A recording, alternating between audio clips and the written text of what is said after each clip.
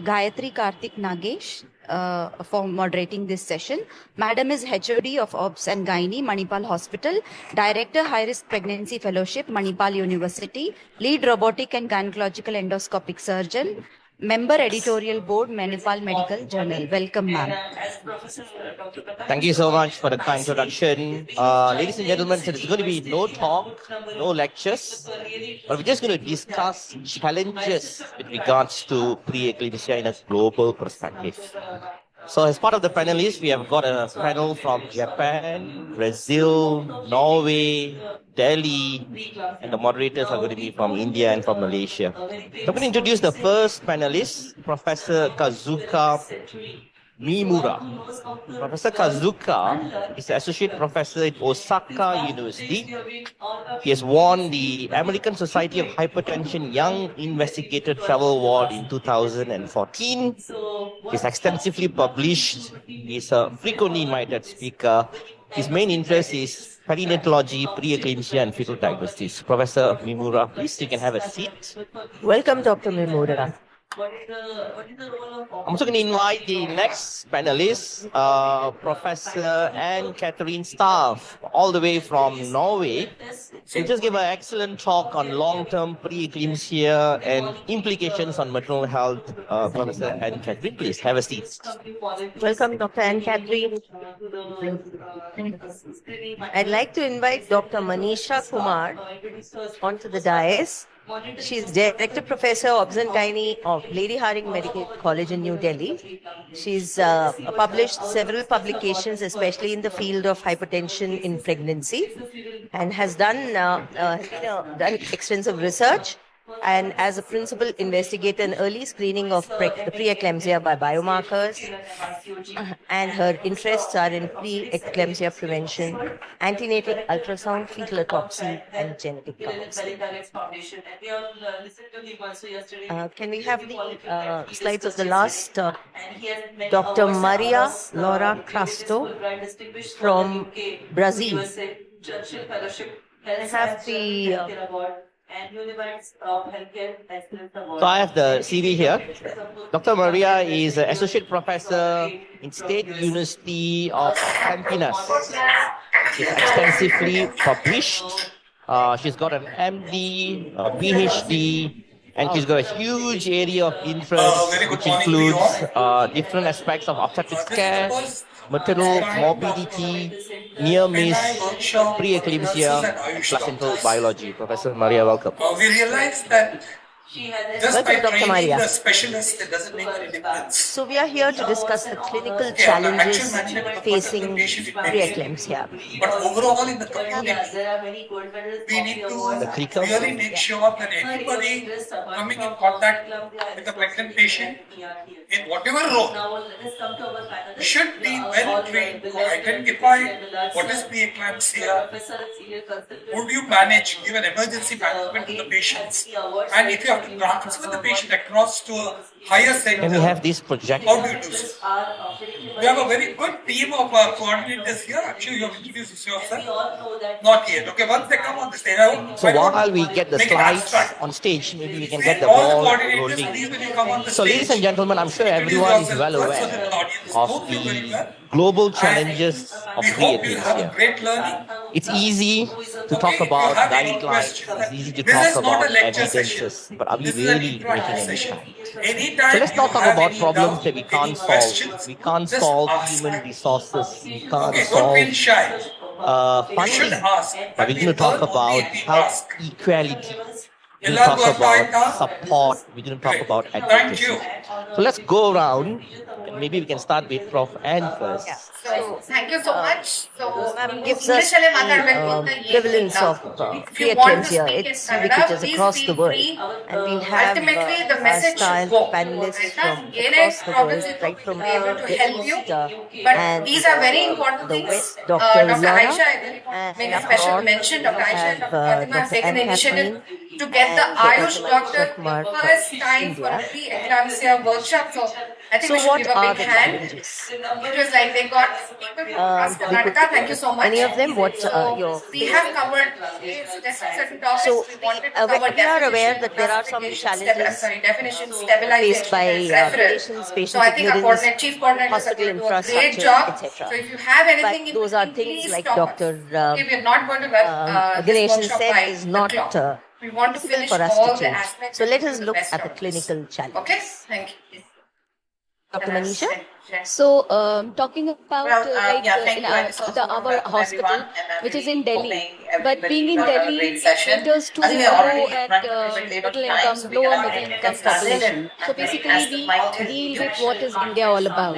So in our center, what I feel is more In challenging is case the we leave you screening late, part about 10 compared minutes to the for lunch, treatment is it part. okay? Because being in Delhi, we know Yeah, about thank the you. highest advances and we have all those, but the screening part Hello, is hi, lacking. I'm And the Shrimati Ramesh. mindset of doing a mean arterial pressure, I'm even Dr. though we Aruna. have those resources, we could do it, but still to bring it into practice was the main challenge.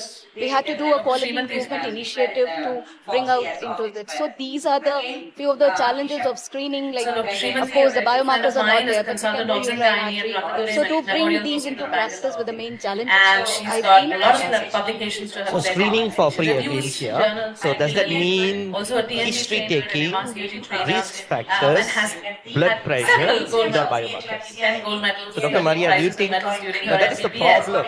So, What do you think is the solution? a stellar faculty. Well, Next is, of I course, think in my setting and talking a little bit of low and middle income settings, we're far from going to screening problems. I guess we still have a lot of problems in diagnosis and management of preeclampsia. First thing in places that are not high income is that it's very difficult to get the accurate data on diagnosis. So it's For those difficult who for don't know, us Dr. to Aruna, have the writes information for of the general size of public the also, problem. and I think the So, latest book that has come based out is on called 9 published Marks, papers, which Brazil, is in a very the simple prevalence of language. preeclampsia is I think all of you 6.5%, but it's responsible for over 20% of deaths. It's the first cause of maternal death in Brazil.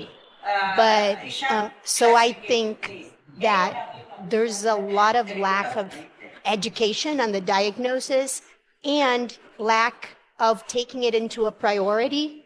So it's difficult to talk and get the government to try and implement what we already know that work, right? But in countries big as Brazil, continental size, the challenge is different in each of the regions.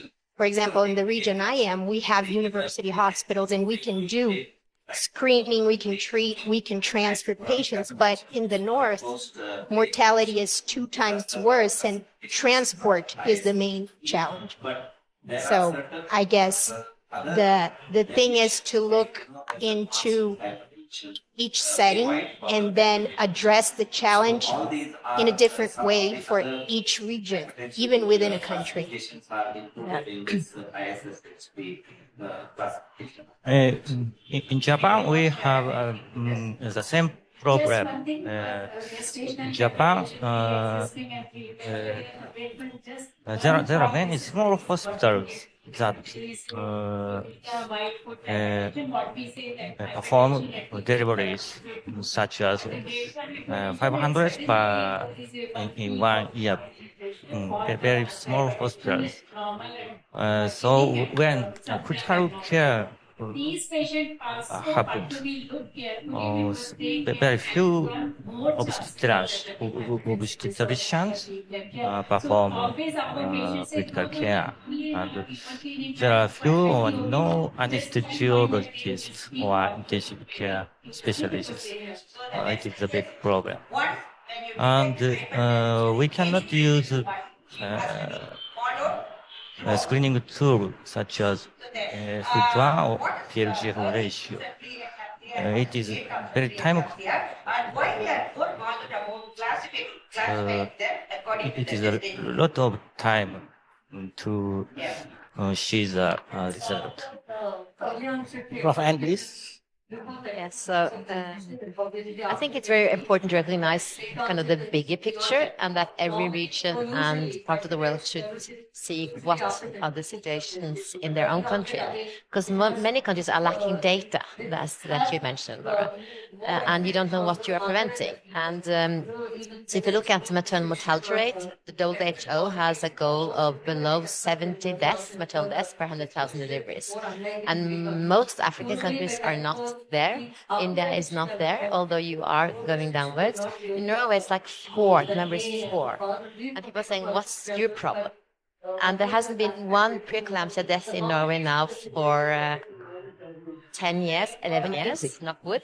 And that's not because of RSO, it's because actually the rate of preeclampsia is going down, despite women getting more obese, older, more often nulliparous when they're having their baby and getting preeclampsia. But it's probably because we are pushing aspirin for those with high risk, although we're not screening biomarkers, and we're also delivering when they reach 37 weeks preeclampsia, so they don't get so ill, and those post-term also deliver before they get preeclampsia. So I think there's several aspects. And in my country, people are saying, why should you screen more intensively now?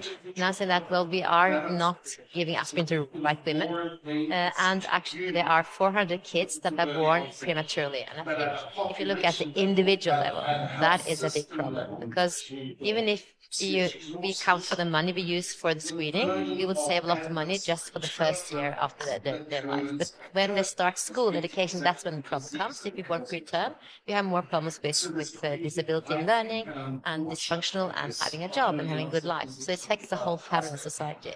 I think we have relative problems, and you could say that in the rich part of the world, what is your problem? But that is also a problem because many are surviving. Many of the premature babies are surviving with disabilities. And if you go to a very rich country like the United States of America, it is one of the few high-income countries in the world that actually is increasing the maternal mortality rate. Some say it's just because they're recording deaths better than before, but then if you look at the specific rates of preeclampsia hypertensive disorders, it is increasing, especially in Black women. 1 out of 5 women are coming into pregnancy with hypertension, 20%.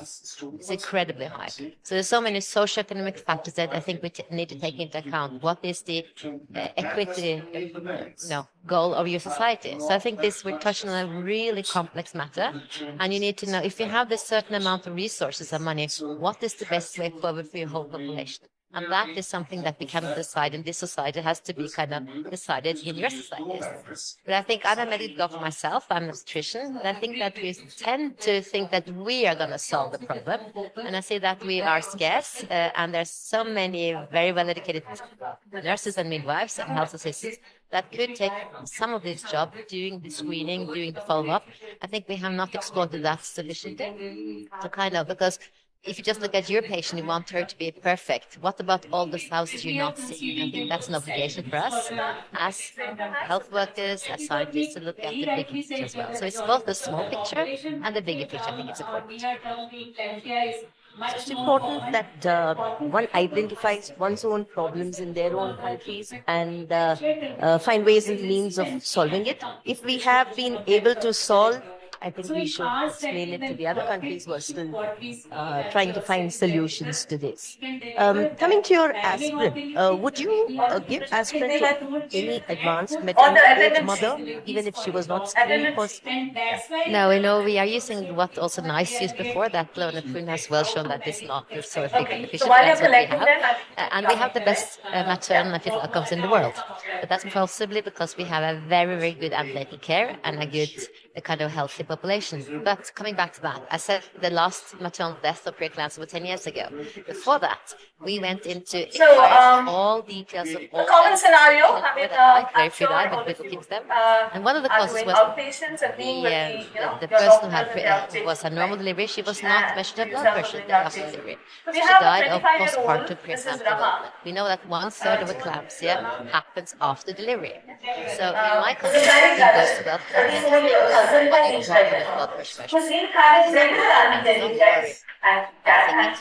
More worry will have a stroke than you were.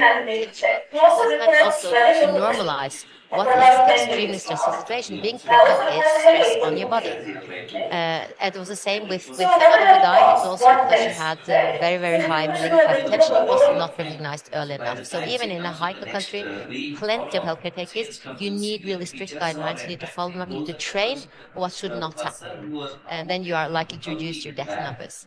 So guidelines, I think we're going to come back to guidelines. I'm going to come back to Dr. Manisha. So you said there are challenges with screening. Seems to work in Norway and certain other countries. I agree, it's political will. Extremely important. But how about individualizing guidelines, seeing what works? What do you think is the problem? Is it the patient's awareness? Or is it the awareness of the healthcare professionals? What do you think is the bigger problem? Coming back to Delhi. So I think it's both, but it's more of a physician's awareness that needs to be there to bring about patient's awareness, and that's there. And I think the primary thing is the antenatal care, how much we are giving and what quality we are giving. So everything boils down to that, whether we are giving proper antenatal care or not, when the patient is coming, whether we are, the woman is coming, whether we are actually looking at the, like you said, history properly or not. So giving a quality antenatal care, I think, is the best thing to start with, and awareness of the physicians and then the patients. Not only awareness of the physicians, but also the ground root workers who are actually probably screening most of the population. We probably are privileged to be in hospitals where the referred patients come. But I think the problem is at the grassroots, and what Penai is doing is probably the best thing to do to educate the people who are actually going to be looking at. You know, we did a study, like it was a PG thesis that we gave, in which we did a RCT. And in that we randomized women into, we give the BP equipment, the app to them. And they used to take BP. So home BP monitoring, they would, and it was just like empowering them and empowering their family also, making them aware that she has a blood pressure problem. So, and we found that the results were quite good. So this is how we can do. Thank you, Prof. So, yeah, we talk about patients' awareness, but it looks like the problem in Delhi is more of the healthcare professionals. So, how do you get these guidelines disseminated into the grassroots level? Well, let me start saying that not having a maternal death for preeclampsia in the last 10 years. Oh my God. We have a result 320 per year in the last 10 years. So I believe that in countries like ours, the interventions, we're going to see the results if we do it right, correct? And I guess policymakers up to now, they were initially interested in focusing in conditions that are maybe easier to target, postpartum hemorrhage. Mostly you have hospital care, and in Brazil they were effective in that. But I believe in preeclampsia, interventions need to happen in many levels so that you get a response, right? So at this moment, we do have guidelines for the National Society of Hypertension, but these guidelines are not incorporated into the Ministry of Health. So that means that it's difficult to educate. It's not part of the interventions by the government. And that's what we're trying at the point now, so that we can provide structured training. And another thing I guess we need to learn from high-income countries is how to interpret all the maternal death reports. I guess most of the countries, Brazil has that as well, investigate maternal deaths. The thing is, they get investigated, they get reported as avoidable or not, then we get the cause, but very little feedback is provided. There's no national policy of getting back on training, and I can recall all the papers, Professor Lucy Chappell's here, right? All the papers from the UK when you do see why they die, and then you do the interventions to control and so on and so on. So, because it's complex, you don't have the guidelines, the training, then it's hard to implement.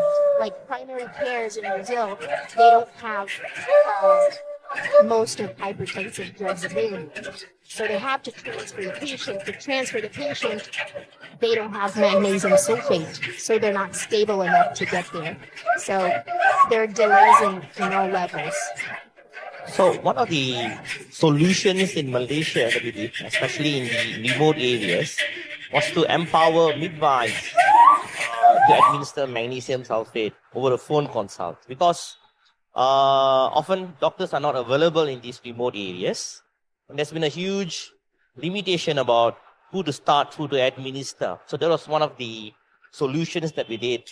And also came up with a pre-eclampsia toolbox, just like a PPH toolbox. So those were some of these solutions. Coming back to... Unfortunately, in many places in India, magnesium sulfate is also not available. So we have to start initiating drone transport centers. Wonderful. A little bit more about drones. So I think you got more experience with drones? No, drones being used to transport blood to remote areas, so also drugs. Okay. And then Prof. Nisa from Japan. I also have a comment on the size of the problem. So we're talking about Norway. Norway is that tiny, country, 5 million.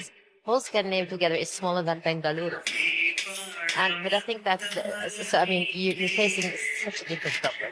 1.3 trillion, whatever the number is so big in the population. But I think what you said about it's transparency. If you could get, for medical professionals at least, we like to be the best. We like the best. And I think every woman should count, every death should count. But of course, it costs a lot to think for a whole nation to expose their death, their morbidity, mortality. But there should be, the only way to go is a non-blaming culture.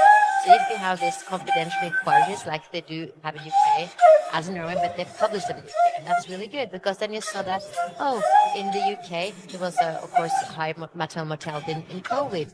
But if you adjusted for that, there was also an increase. So then you can try to understand why is that. Is it access, something else going on? So then you can follow the population. But if there's no recording of who is actually getting pregnant and dying, then it's really hard to work on that, because then you only have a local impression. So first you have to have transparency, and then I think having a national consent, like you said, the guidelines. We know, like, we have national guidelines, we adapt them to our regional hospital, but then why did you do it differently? You have to argue for that, because the guidelines is not the law. You will have your own decision making because there are other factors that cannot be put in the guideline. There's so many heterogeneity in our patients. But still then you argue, so why did you do a cesarean? You have to argue why we did a cesarean. Is that an unnecessary intervention if it's not needed? And it's a life-saving intervention if it's needed. So then we go like that. I think that's the way of making the medical science at least better, because we compare and learn from each other without blame. Because if you start a blaming culture, then there's not going to be no transparency, no openness. Because we do it for the patients. That's important. I also think we've been looking at mortality reviews, near-miss audits. This is time to look at morbidities and what went well. Perhaps that demonstration will also be a good educational process. Very positive. Yeah. Of Japan experience. We have also our own guidelines. The important factor is 3 points. One is guideline, one is system, one is education. But obstetrical hemorrhage due to such as placental abruption and cerebral hemorrhage is as the second cause of maternal death still in Japan. Guidelines not the solution. How was the availability of drugs in Japan in the remote areas? Are all drugs available in the remote areas? All the drugs are available in Japan already. Okay. So this is my perception about why this remains a challenge. I think it is a big significant problem, but intervention called aspirin is also relatively cheap. It's such a big problem and an expensive intervention, it tends to work. If you've got a small problem with an expensive intervention, it doesn't work. But people fail to realize, especially industries, that the interventions such as aspirin actually saves lives. Medicines also are good, effective medications. What are your thoughts about that? And that is not to be impressed more. It is certainly important. And I think the policy, we are also talking about, so the policy has to be changed. Like in our place, we have started with the government is stressing on antenatal care, and government is stressing on having a qualified, antenatal care at once a month. That's 9th of each month. So these are small things. And then availability, we have like free availability. So being in Delhi, we provide free, but I don't know about the remote areas. But the drugs are provided free to the patients. And Those are only the supplements. no, even all drugs. They are not supposed to spend any monthly, actually, according to the government guideline. And intensive drugs as well? Yeah. Everything has to be there free of cost, to be provided to the women free of cost. So there's special cell for that, and we send and indent for that, and we get the drug. So everything like no cost at all.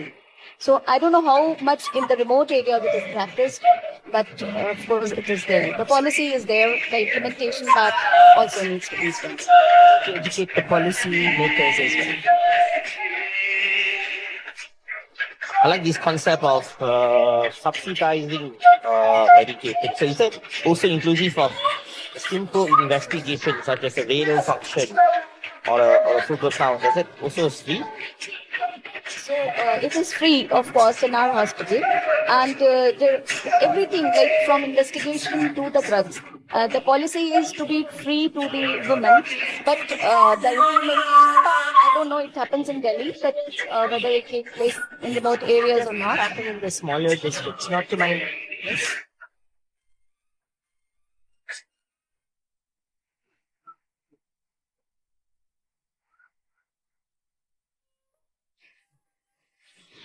For all the government medical colleges of India, according to the JSSK, everything is free for the pregnant woman, including ICU admission, blood and blood products, everything.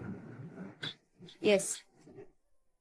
Yes, it's available, ma'am. In government medical college hospitals, it's available. And in community health centers also. I'm not sure about the PHCs.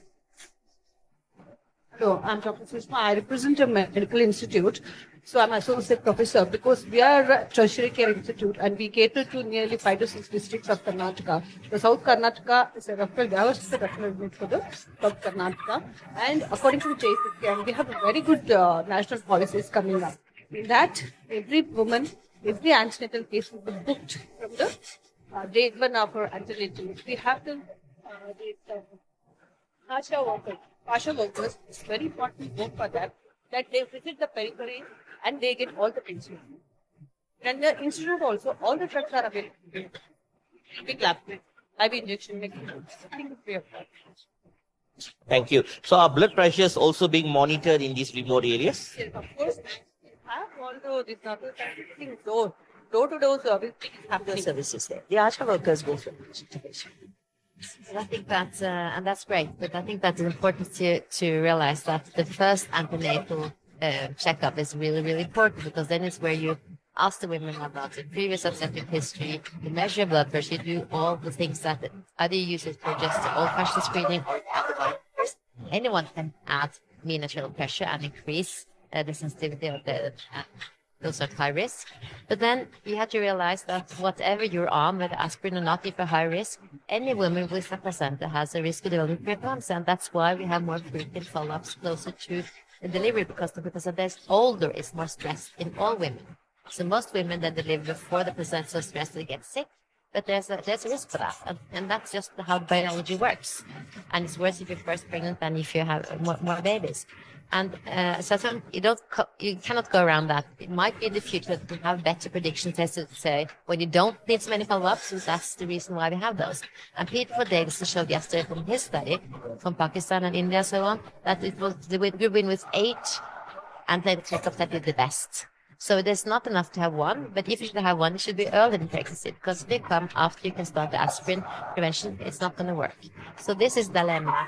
Is the population educated enough to know I'm pregnant, I need to book an antenatal checkup? It's so important to stress that first, because that defines so much how you're going to follow them up if you have, these and these resources. Everyone has not enough resources to do everything for everyone. If I can add to that, in Brazil overall, the first visit is around 17 weeks. Overall, of course, in the state where I practice, it's earlier, but it's difficult. And even, I guess, in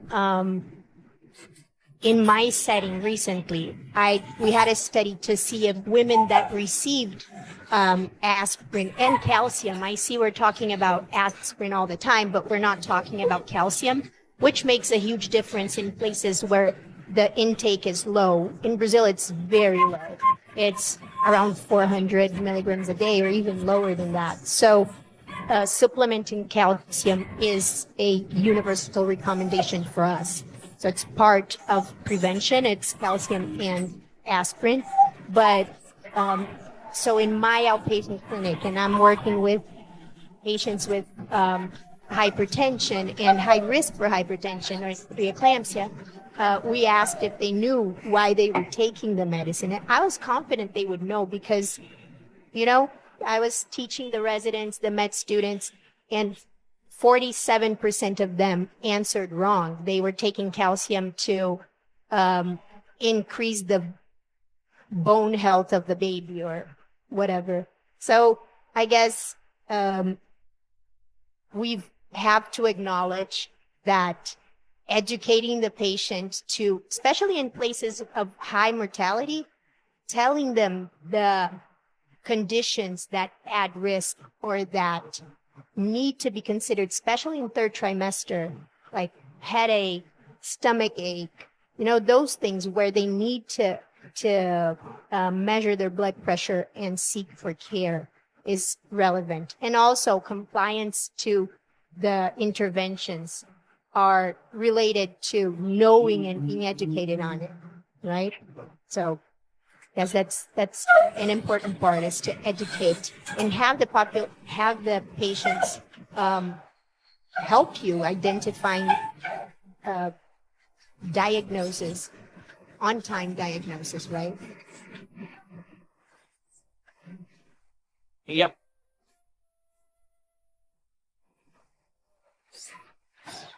Can we have a mic, please? Maybe Dr. Neelam can say first. See, and then you're talking Dr. about Yeah. medical colleges which are well supplemented.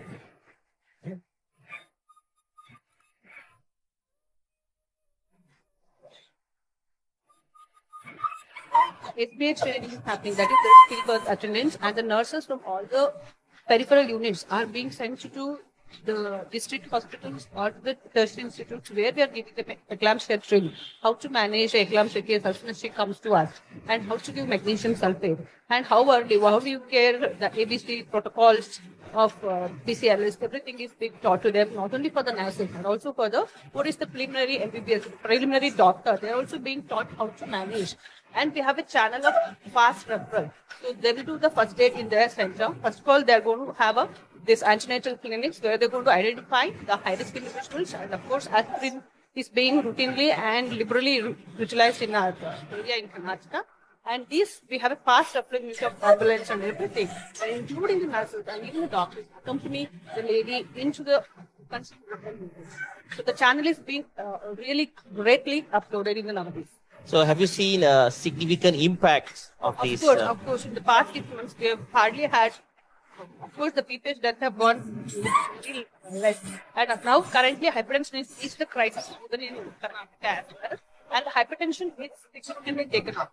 So in our, we have almost 200 cases of hypertension which are being referred to us. Nearly 5 to 6 cases of eclampsia every month are coming to us. So these cases are very well managed in the periphery as a first level. And of course, with very good national ICU and HD facilities, the mortality has come down drastically. Thank you. I think there's one other person that you wanted to.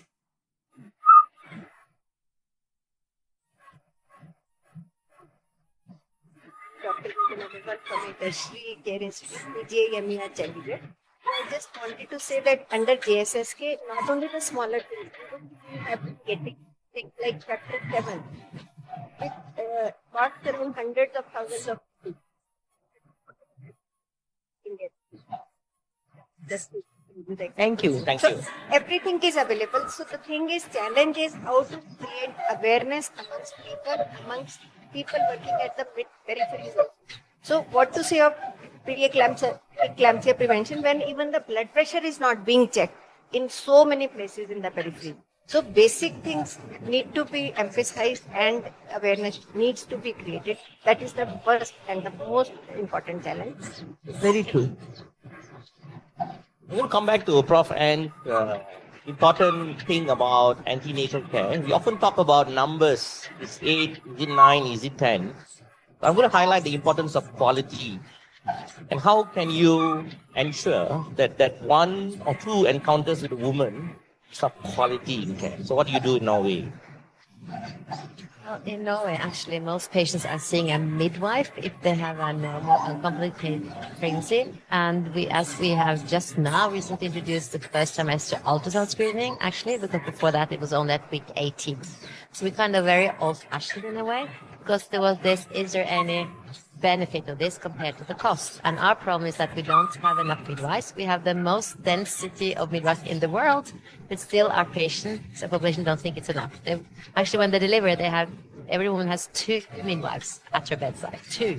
Because we are so afraid of having sphincter ruptures. So actually we're avoiding that, and we're now getting best in the world with vaginal delivery safely. Before we had more ruptures, and now it's getting down. So there's a lot of focus, many things. But still, the midwives are doing, the same things as a doctor at the first appointment. If there's any risk factor, the patient will refer to a GP. And then there is obstetric risk factors, then you refer to the hospital. So we don't see every patient in the hospital, it's only for specialized care.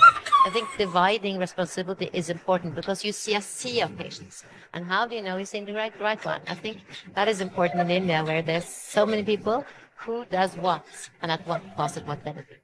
Because even if your population is perfect, that's not the case for whole India, because the mortality rate says that it's not implemented everywhere. So how can you, if you're a politician, how would you solve the problem? So it's important that we as societies discuss how do we help and how can we help others. So if your institute did so well and showed that you actually had a range of death going down, and it was transparent, all institutes in India had to show that, then people say, what are they doing here? What can we learn from them? That is why transparency is so important, because you don't want to be the worst hospital. You want to be the best hospital providing the best care. And there will be, of course, more maternal deaths and complications if you have the really tertiary care hospital, because you have the worst patient, but still. And so that's what we're doing now. We compare. We don't like people on the West Coast to be better than the capital.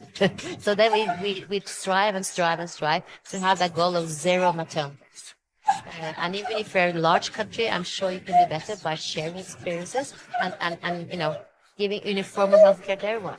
Because I will challenge you, the audience, do you know any country in the world who does not give universal health care to all women that have good results? Because America does not. I mean, it has better results than other countries. But being very rich, it does not divide its resources to everyone. And that is the problem. The rich will get the best, and the poor get nothing. And that is a problem for society. So divide that equally to give equity. That is important for the future generations. So a big challenge for us all.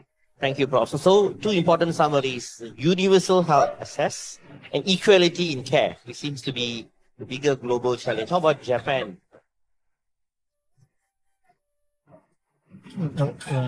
We often use magnetic sulfide to prevent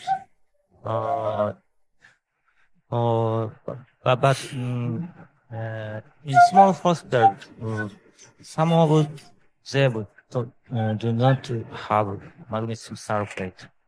And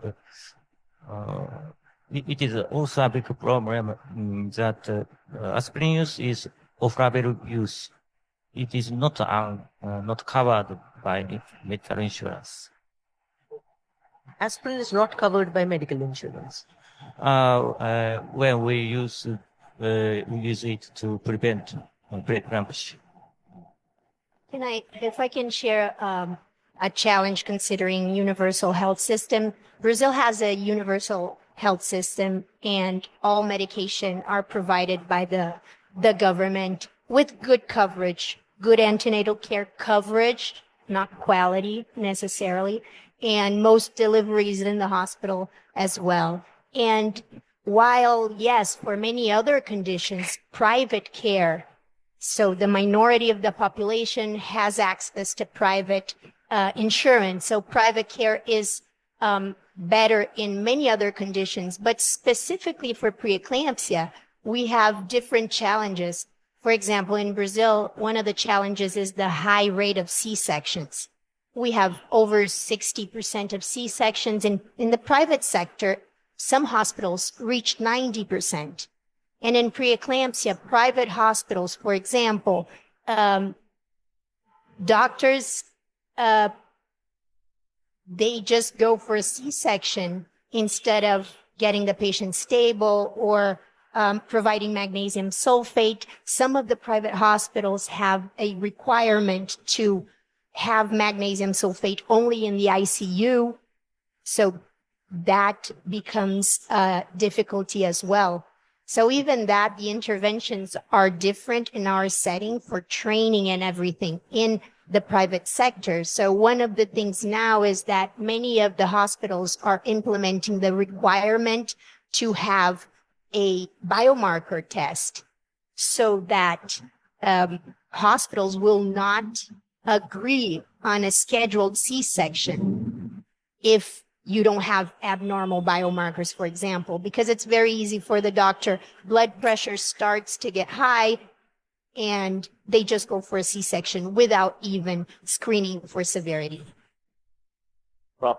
Yeah, and you just illustrate now this too much too soon and too late too little principle that we see across the world. As cesarean section is an epidemic, and you just create more problems if it's unnecessarily made. It saves lives, but also takes lives. By more accreta, infertility problems now, ends up in hysterectomy.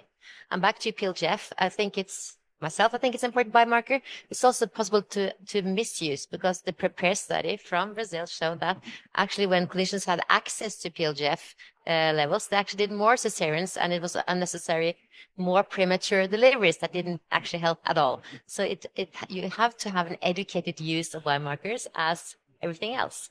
So this is again the pro and con for everything. That is very important to As a educate bias, I'll tell you that my center was the only one that reduced preterm delivery. because you are the smart ones. So back to a rise in cesarean section, especially for high-risk women, especially preeclampsia. So what was the concern? Was it the medical legal implications? Or was it the easier way out? Or was it lack of knowledge and experience? Well, we needed more than a section to talk about the problem of C-section and increase of C-section. It goes through all those scenarios, but also patient education. So I went for my postdoc training in the US and I would see there women that had preeclampsia and were under induction. They would want a vaginal delivery. While in Brazil, every 6 hours when I'm there for a misoprostol, I have to convince the patient again, and the patient asks and requires for a C-section. You know, that is kind of shifting. We now have a movement that is onto wanting vaginal and no intervention as well. But I guess it's such a complex condition that we do have to address during educating the patient during antenatal care. And obstetricians and doctors are also so used to performing C-sections and afraid of legal issues also. So it certainly needs to be addressed in a whole different way. But in many settings, the C-section rate in cases of preeclampsia reaches 70% or over. What screening methods you would use? In Brazil, the screening is on clinical risk factors. And that's what we are advocating because we are not in a position to include biomarkers at this point. We do think that biomarkers have an important role for management, diagnosis and management at this point in Brazil, but not in screening, at least not in a public health level.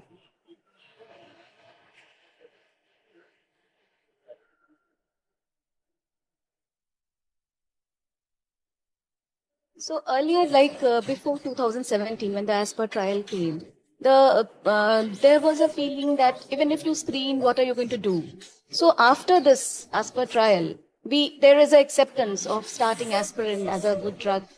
So we have now started like doing blood pressure and taking MAP. And then this is for later gestations. When the patient comes to us early at our center, because I have been doing research. So I felt that if you're doing research and not using it in practice, it's of no use. So we started first trimester screening at our place. So when we started, when we are doing NTNB, we have done, we do uterine artery also. And at the same time, we take history. So we have a form which we fill, and we are doing PAPE as such.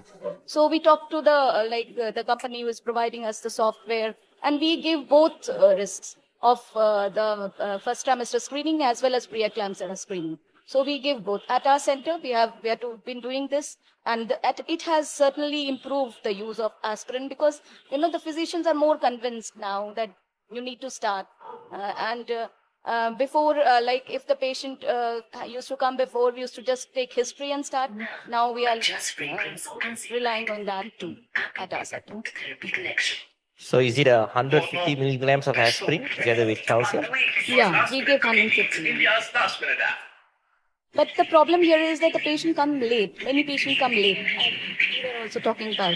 So when at that time we are left with really doing MAP and taking history and then increasing surveillance in those patients. So that's the only thing that is left to us.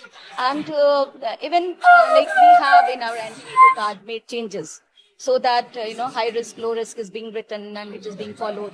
And then looking at the map is being printed now, so you don't forget that you have to take it out.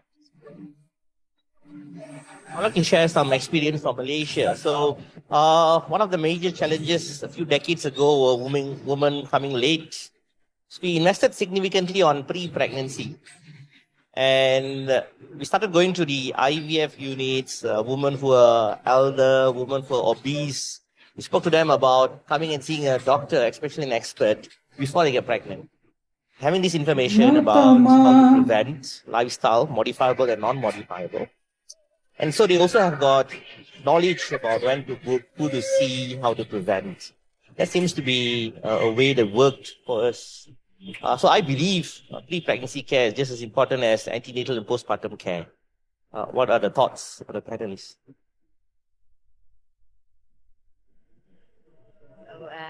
You talked about postpartum follow-up. Because, we come from a country where there's very skepticism to include more when it's going well, and I can understand that. So that is why we had this really investigation into the healthcare cost system for preeclampsia screening. We're going to implement it now since we already have introduced the first trimester ultrasound screening. It only adds, I think, 6 minutes of your time compared to not doing it, actually. So it's not that time consuming. But it still takes time to convince midwives to do that. I have to train all the midwives because they will do that work. When it comes to the postpartum system, I've been advocating through the national guidelines to follow up the way I showed today at talk.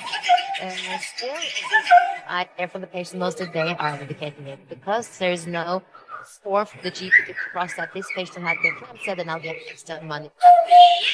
So I'm not sure what that has to do with how we organize how they get their keys, or just about education. I think we will educate them because they will ask why they're not yet. The problem is that our GPs, they have 370 guidelines to 370. Why should they get lost? But now we're educating the young doctors and they're aware of this association. It's a lifeline, non-communicable disease we're talking about, so that can actually use this young age as a pro. still treating older people at 67 days when it's too late, when to early stage atherosclerosis and microvascular. I think prevention to get that into kind of the blood, the severe one, is important. Because then when you treat clinical signs, but you start treating when it's suspected, it can help.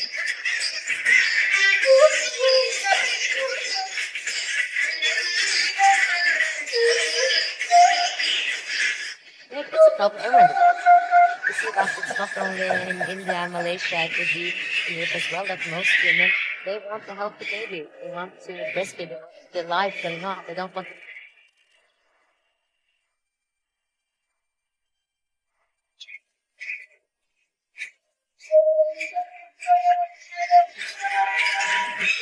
And I guess one thing that we miss talking about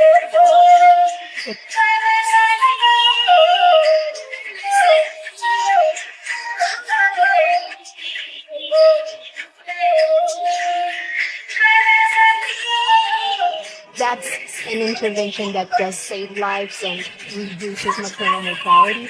So in Brazil, nearly half of pregnancies are unwanted, unintended. And one of the interventions now is to implement in most public maternities postpartum IUD to provide implants and long-term and active contraception and educate patients on that. Because if women are not able to choose the best moment for pregnancy, then most likely they will come back with morbidity and mortality. So we should remember that as well when we're facing a patient with preeclampsia. Wonderful topic about contraception. I'm going to ask Prof. Manisha about another epidemic, apart from cesarean section that I see in Malaysia. It is the obesity epidemic. It is the IVF, the multiple pregnancy, and women embarking on a pregnancy at a later age. Do you see a similar trend? Of course, it is increasing, and we see even my hospital caters to lower strata, but still the obesity is increasing, and it is definitely related. But I feel it is not as much of a major factor. It's one of the minor factor. It has to be associated with other things, like not only obesity, anemia is also there in the woman. So we have to see all those things also, and the later age of like marriage, the gravitas. So these are a few of the problems that are there in the minor or the moderate risk factors that are always there. And the multiple pregnancy, that is also something which is seen with it. Yeah, so as we said, pre-pregnancy counseling and pre-pregnancy clinics would be the best solution. So they should be of proper weight before. I just have some data I'd like to share with you because I work with Dr. Tara, who's not here from Fernandez Hospital. So we had some really nice data from your data set that is not published yet, but we compared it how obesity and overweight was in Hyderabad compared to Oslo, compared to the integral study across the world. And we adjusted for a lot of socioeconomic factors, education, a lot of things. And then we took the last step, we took their BMI, whether they were overweight and obese, because everyone's saying that, oh, obesity only matters for preeclampsia, not for gestational hypertension, that's another disease. But it's not, because across these three studies, it's without doubt that if you adjust for your overweight and obesity, the risk of preeclampsia and gestational hypertension is so much decreased. So I think it's such an important way to go, and it's very difficult to do something about it when you are obese and overweight. So it has to start from in utero, from childhood. So give children opportunity to play, to be active. It's not all about what you eat, but also how much energy you're spending. Because it's really hard to lose weight. Everyone knows that. It's really hard. And to stress a woman after delivered that now you should lose weight, well, she should breastfeed. So the best to do is to get down to your pre-pregnancy weight 1 year after you had delivered.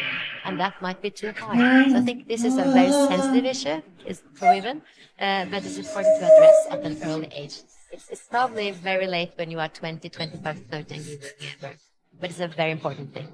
Thank you for highlighting the importance of obesity with preeclampsia. I think another thing, when you have very high rates of obesity, we have around 40+%, is to educate the patient that adverse outcomes are associated to increased weight gain as well. So even if the patient is obese, her risk decreases if she has an adequate weight gain or no weight gain, depending on what her previous BMI is. So, and they're motivated to control that during pregnancy. So that is a effective intervention as well. Thank you for all your inputs. I think we're running out of time. I wish we could go on. Even if we don't find solutions, we can at least share our words. I'd like to summarize what we have just discussed today. I think there are some solutions that we can actually work on, which includes access to quality. It's not about how many encounters you have, but what are the quality. Should be something streaming. It's important. As we talk about advocacy, it should be both sides of the coin. Advocating to the patient, advocating to the healthcare professionals. I like the point about shared care. I like the point about having a guideline that works for you. I think that is where you need to individualize. Then we also spoke about the importance of screening, obesity, pre-pregnancy care. I also think that one important aspect that we have often forgotten is the partner's health. The partner should also be healthy, should also be young, should also stop smoking. I believe it also is a couple's disease. And I think those also is another challenge for another day. Those are my take-home messages. Thank you so much for everybody. Let's take a pledge towards a plenty of future. Thank you.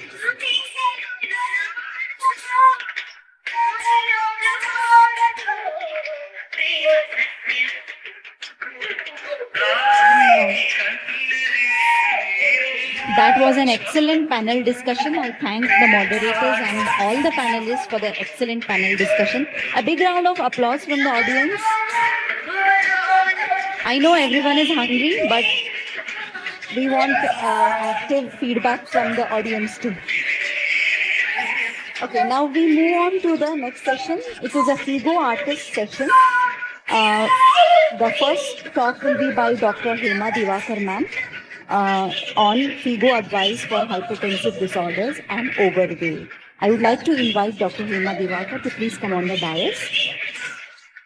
Madam is Chair, Well Women Healthcare Committee of FIGO, CEO and Chairman Artist, that is Asian Research and Training Institute for Skill Transfer. Madam has more than 120 international and national publications, more than 3,000 presentations at local and global levels. And Madam is a recipient of FIGO Women Achievers Award 2015, Social Entrepreneur Award from USAIDs, Global Asian of the Year 2018, CME Excellence Award for Artists, CSR Times Award, CSR Impact Award. Welcome, ma'am. Thank you, Asha.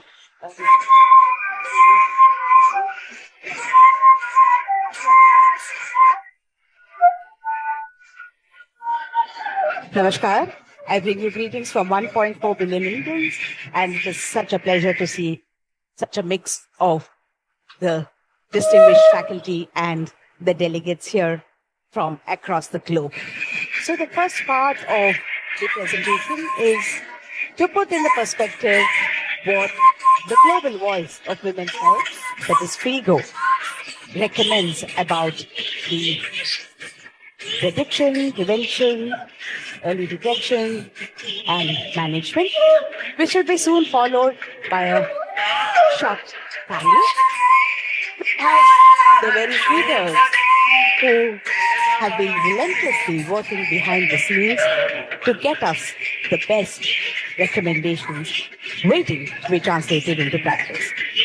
When I say India, the globe is looking right up there because we have reached the moon, but the ground reality, as in what kind of care We are giving to every girl, every woman, leaving no one behind. You also heard the voices from the ground, from our champions and leaders here saying, yes, we're doing it in every peripheral place. Yes, sir. So we have figured our ways around the challenges because this is a land of opportunities and we are doing better than ever before. And it is a very aspirational country. What is feasible is what is being executed today, but we are looking up to doing better and better each day. So as soon as the short presentation is done, it will be my privilege to call the global leaders like Laura Meggy, Leona Pung, who are my very good beloved friends and distinguished colleagues, and the main pillar behind this entire initiative, Dr. Prakash Mehta, who has really toiled hard to get the best people and best things together for this great Congress. The fourth of the panelists, Charmila, is very symbolic of the current situation in Bengaluru, the Bengaluru Bandh. It's a fight between the two neighboring states, Karnataka and Tamil Nadu. She happens to be from Tamil Nadu and her vehicle was stopped at the border of Karnataka and said, go back to your state. We're not giving you any border. So Charmila is not there. So Saswati Sanyal all the way from West Bengal is going to be joining us in the panel. So the FIGO has matured enough to get the consensus on the table, paying attention and consideration to the fact that everything cannot be done everywhere. So the stratification of the recommendations for the high, middle income and low income countries, as how they're grouped here, you can see they're grouped a little differently because we know we will get to the best, but what is the basic must-do level? From there, we step up to what is desirable and next to what is ideal when every possible resource is available to us. So the effective primary prevention, not possible because as how the book that was released yesterday still has the title of Enigma. We are still to unravel many truths about this hidden gestosis kind of a situation, pathophysiology of which is yet evolving and to be understood.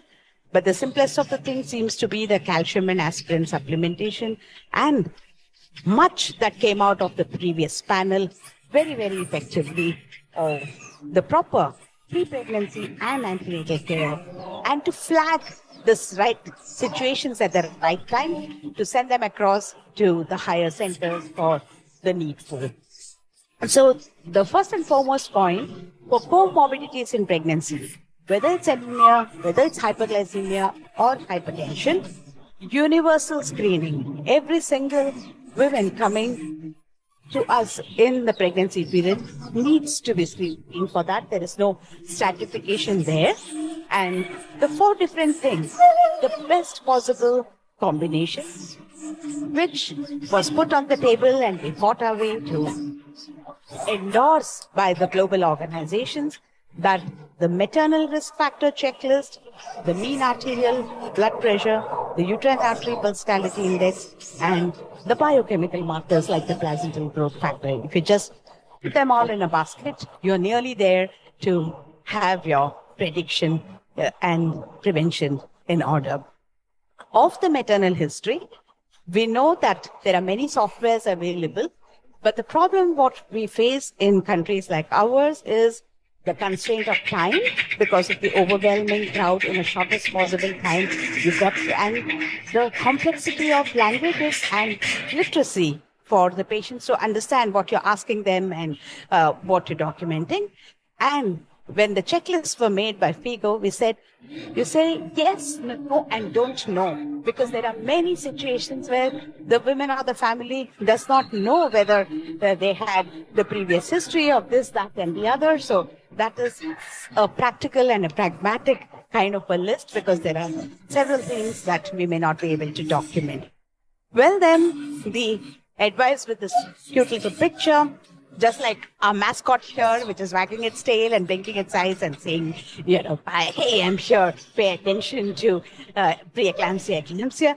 The same way, this is by Leona Poon and team who have got this picture for the simplicity of it, the posture, the level where the BP has to be measured, and the fact that two measurements with the appropriate cup size and the mean to be taken twice in each arm. But we know that sitting, standing, lying down, whichever possible, whosever arms we get in a heavy OPD in a public institute, just even if the BP is checked once in one arm and it's documented, it's really a big thing. But that is the least we must do, because no excuses to be made for this particular best practice recommendation. Then, of course, is all of these which seem complex today, but having known that point of care equipment is emerging as the new femtech era is evolving, we may one day have the door-to-door ashas doing all these quick checks at their doorstep. So when these really become available, the low middle income countries, the check will be on par with the rest of the globe. So the PLGF and the uterine artery Doppler studies, etc. Here again, the quality of who does what, because somehow in India, the one thing that is available everywhere is ultrasound scan. The families are also excited to get as many scans, so the request is never not honored. They're always ready to get a scan done. And to our mind, if the laboratories are networked and reachable, any frontline healthcare provider can collect the blood sample and then put it up for further tests. So these are evolving in our settings, but the major ground realities are in the fact that at least the first two things, the maternal risk factor screening and the mean arterial blood pressure, needs to be documented. And it was very alarming for us to note that a simple thing like a blood pressure was not a part of standard care even in many private settings across the country. Somehow the height, weight, nutrition, mental health screening and the blood pressure were, it was a separate kind of a starter. They never considered it so important, though they knew that they all the time dealing with PPH and preeclampsias, eclampsias, but the start point of the paramedical staff paying attention to details for the blood pressure check was really not existing.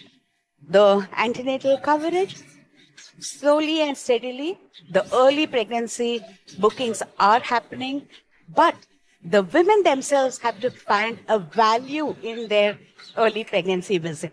The first 3 months, they are not counseled enough, or they are not given any sense of direction. So they say, why should we waste a day of the daily wages, come and queue up in a public setting, and we are not getting much out of it? What's there in it for me is a kind of an outlook, but there are a lot of things that you can initiate right at the first visit. But now, because of the government incentives, slowly and steadily, not only the coverage of the antenatal care right across the country is improving, and so also the networking, transfer, and the institutional care as well. The key barrier to the early prediction and prevention, as I said, we are trying to improve the first prenatal visit. That was brought out very well in the panel as well. And the skill development of the healthcare providers. Even though we educate the patients, even though because of incentives, they're ready to come to an institution for their care, what is the quality of supply of medical care that they get there? It's all about training the basic skills for the human resources which are present there. And we've seen in our flagship initiative of Manyata in Foxy, where there are tiny little nursing homes, which we call as mama and papa shops, really, where the nurses are having a varied background of qualification.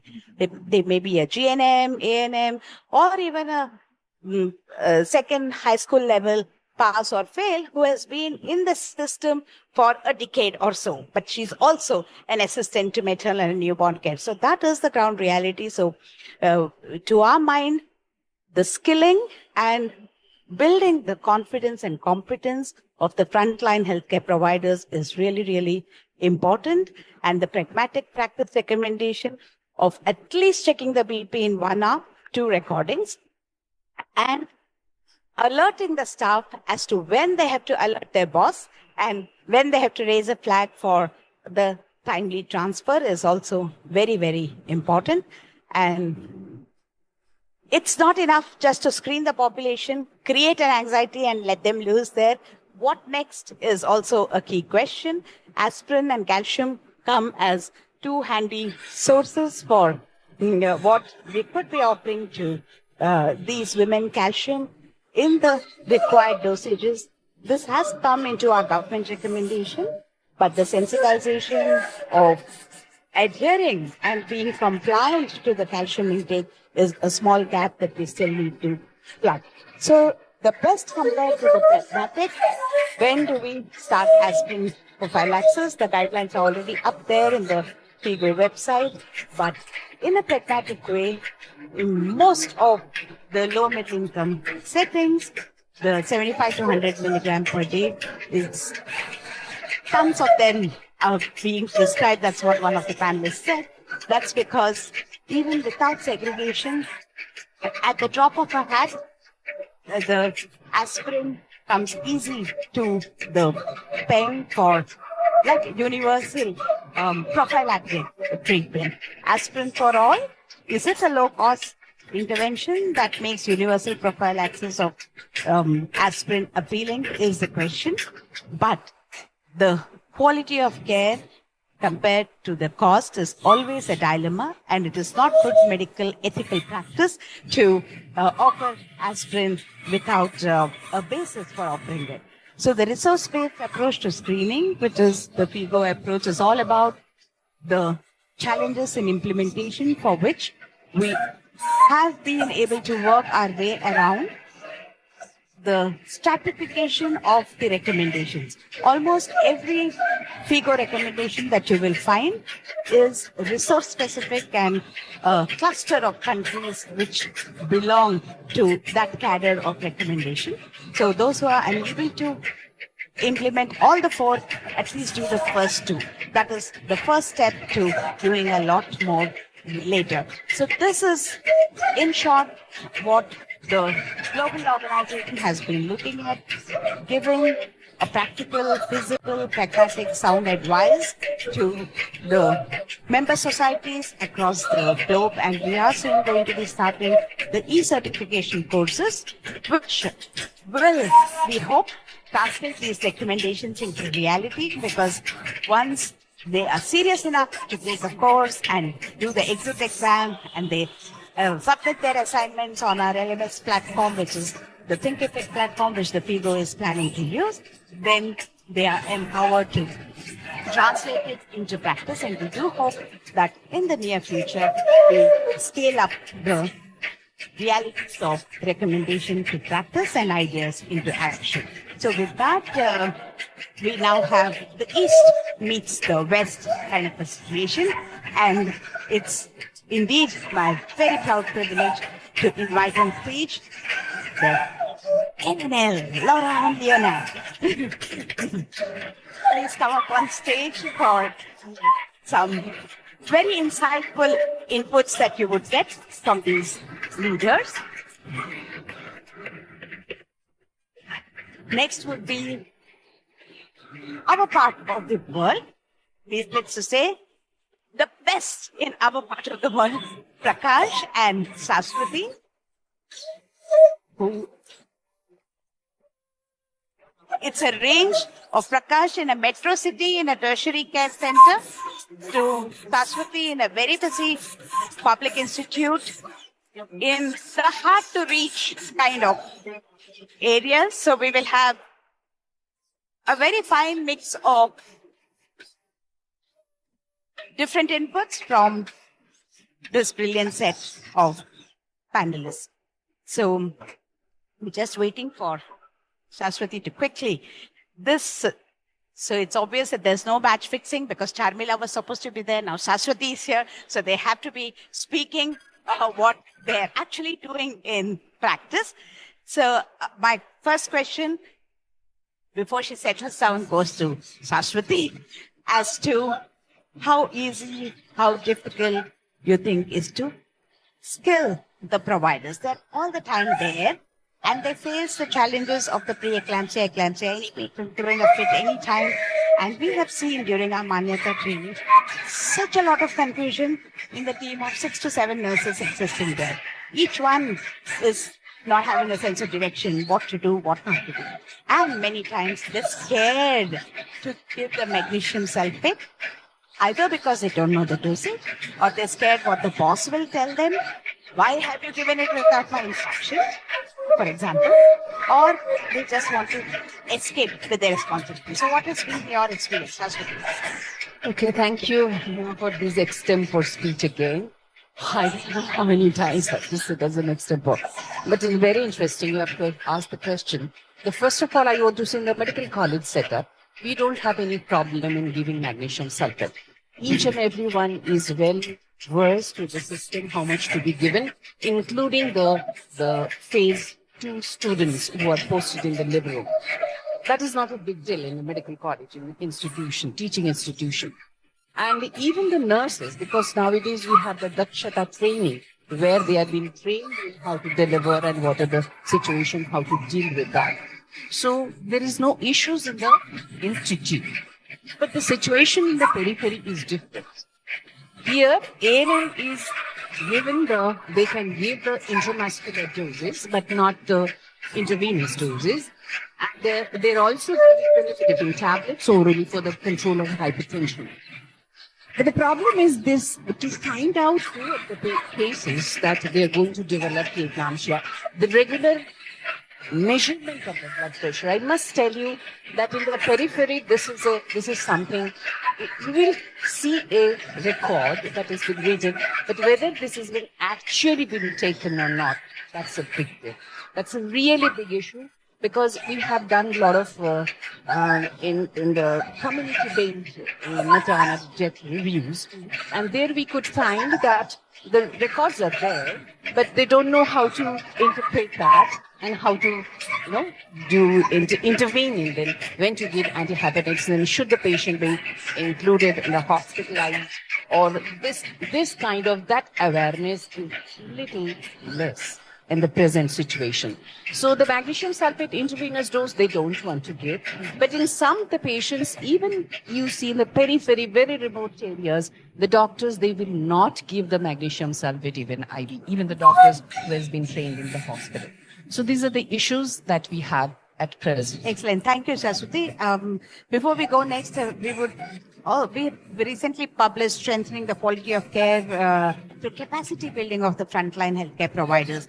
About 3,000 plus private hospitals right across the country, where the teams of staff nurses, including of some of the private medical college hospitals, we have trained more than 30,000 frontline healthcare workers, and the pre and post test has brought a lot of things to light because many of them, somebody is speaking, give diazepam. That's still there in their minds, and how the awareness and the exactness of information as to 88.5%, a good shift from the baseline 35%. That was one thing, and the settings where we asked preliminarily, if you give magnesium sulfate, beyond the dosage, what are the 3 things that you will observe for it?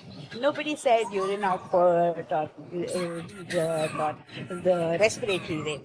Many of them said itching, rashes, and this, that, and the other. They're just generally, talking anything, which means that these small gaps that are there in their understanding needs to be re-emphasized and plugged in for them to have more confidence. Once they're trained, and it's not difficult to train them, it's by digital platform, each and every one of them exact doses, repeat dose, maintenance dose, the toxicity, how to combat the toxicity with calcium gluconate.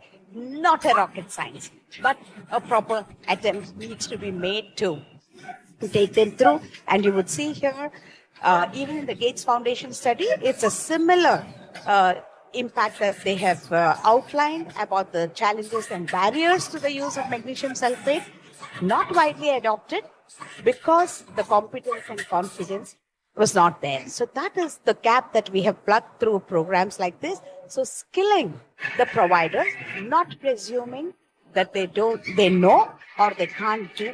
That is the simplest gap that we have managed to plug at the ground level. Therefore, our champions here, both Sushma and Asha, said that yes, they are transferred from the periphery, but they've given the preliminary dosage and they've transferred. So somewhere it is reaching and making a difference. On the same issue of capacity building, I come to Prakash now. Two important things: the impact of the penile course, and have you had any feedback from those who have taken the course so far, and how their certificates have improved, and also the critical care unit that you run. How much is the involvement of postgraduates? And because when we did the frontline healthcare versus the postgraduates pre-test, in fact, even the postgraduate scores almost on par with the ones who did not do anything. So your experience. Yes, thank you, Emma. I think I have to give one example before I go further. We have roads in the city. We have cars available. We had Hema Divakar available at a place. But because of today's ban, there was an obstacle. And then finally I had to send the car with the bodyguard. And one bodyguard was not enough for Hema. So she came back with two bodyguards, including her husband, Dr. Divakar, sitting there. So, these are the kind of blocks we face. There was nothing. Everything is available. No issues about availability. But somehow the situations don't add to a complete picture. When we started planning for the pre-eclampsia education of the Nation India course, we put in a lot of thoughts thinking, how could we empower our clinicians to make sure that they treat the patients properly. Then most of it came from my experience. I get only referred cases from across the city and from various other towns. And I found that most of these patients had symptoms for more than 4 to 5 days. They were not looked into. Or the patient has had hypertension for more than a week and nothing done. With a patient with a blood pressure of 150 by 100 and albumin of 1 plus already there, asked to come 2 weeks later for a check. Or giving a dose of magnesium sulfate of 2 grams. God knows where they got that figure of 2 grams. Somewhere in Zuspin's region, they have read 2 grams. So they have given 2 grams IM and sent the patient. I mean, there are a lot of things which you found that could have been easily correct. As a matter of fact, many of my health syndrome patients, the first thing they ask me is why the previous doctor didn't recognize the problem. All this set me thinking, and I had a nice set of young maternal fetal medicine specialists with me. And we all sat together, had a brainstorming session. And of course, we had Dr. Saroj Rana from University of Chicago also helping us out. And we came up with this program of pre-eclampsia education of the Nation India. And we made a 8-hour program which the delegate had to complete in 4 weeks. And at the end of 4 weeks, they had to answer an online test paper. And if they would get 75% in it, then only we were certifying them. Once we started this, then we started getting requests for the online courses. And our first online course was held in Mysore Medical College. And that was a great success. Since then, we have held many of the online courses also. And today in this workshop, actually as we are speaking, a workshop is going on for the nurses and Ayush doctors, Penai.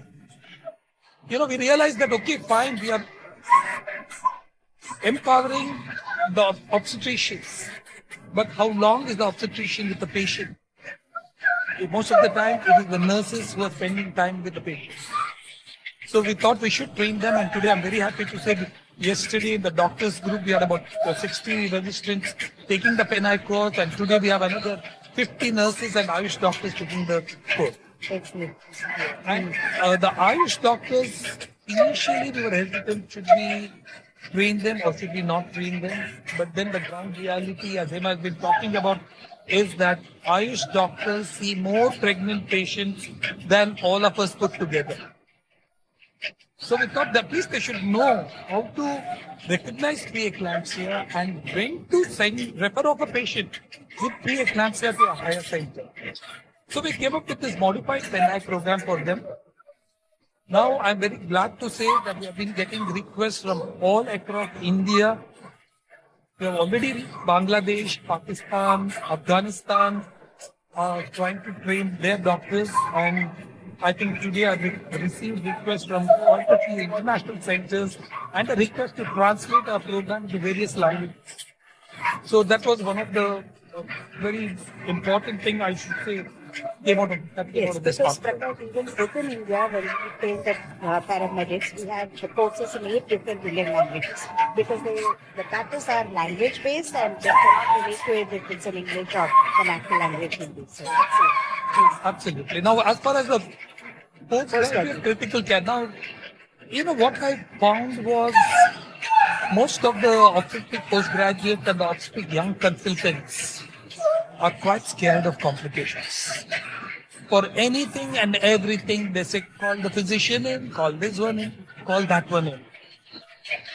So that was one of the vision I took on myself, and I said, no, my postgraduate should know everything, starting from how to put in a central line to arterial line to everything, and should know what kind of settings and ventilators. And based on that, we started. We were the first center in Karnataka to start off the National Board Fellowship in Maternity Medicine, which is a 2 years course after the master's degree. So this is one of the courses that we started so that, more of the people could go out and get trained. yeah, and Prakash, I really appreciate that not only you've started, but you are also having the vision of scale up, because just once is not enough, and just one center and one place is not enough. So that's good. So all our paramedics now, some IT people and receptionists and all who, play around with the computers, facilitating the Zoom connects, etc.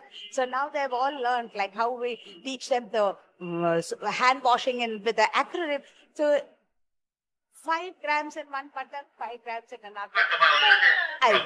This is something that they do and they learn. So everybody knows. So they never forget the loading dosage. So it's like a mascot.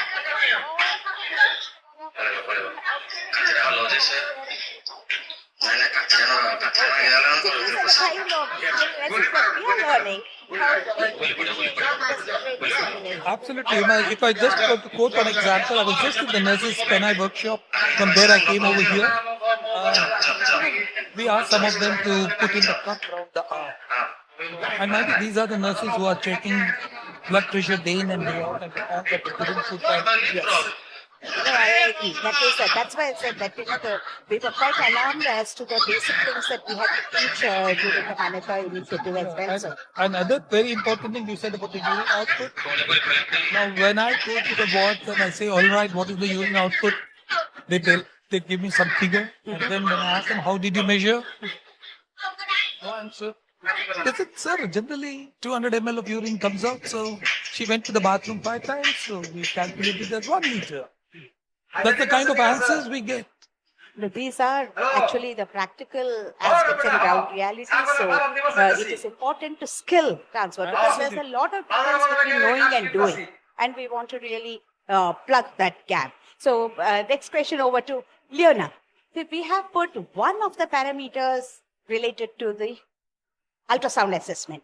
So the question is, we know that from Hypnosis Center, when there was a wave for doing the nuclear translucency certification, we had 30 million pregnant women in our country every year. Will you please tell them that the nurse can with the early pregnancy screening? but we have only 300 certified from the processing. So the numbers are clearly not matching, which means that without an authentic quality certification in place, anyone, everyone, everywhere is doing something. So your take on the learning curve for the simplest of the things that we could do to integrate the pregnancy intervention for this. Obviously, government thinks you have 300 sonographists certified for the measurement of fetal activity. Question is whether actually nationally we can get heard about smartphone. I mean, for me, in order to ହୋଇପାରିଲାନି ବିଚ୍ଛେଦ କି ରହିପାରିବେନି ଏକାଠି କୋର୍ଟଙ୍କ ଏମିତି ନିଷ୍ପତ୍ତି ପରେ ଉଭୟ ଅନୁଭବ ଓ ବର୍ଷା ପରସ୍ପରକୁ ଦୋଷ ଦେବା ଆରମ୍ଭ କରିଦେଇଛନ୍ତି ସ୍ପଷ୍ଟ ଅନ୍ଧ ମହାନ୍ତିଙ୍କ ତରଫରୁ ବିବାହ ବିଚ୍ଛେଦ ପାଇଁ ଆବେଦନ କରାଯାଇଥିଲା ସେପଟେ ବର୍ଷା ପ୍ରିୟଦର୍ଶିନୀ ଦୁହେଁ ଏକାଠି ରହିବେ ନେଇ କୋର୍ଟକୁ ଆବେଦନ କରିଥିଲେ ଦୁହିଁଙ୍କ ଆବେଦନ ପରସ୍ପର ବିରୋଧୀ ଥିଲା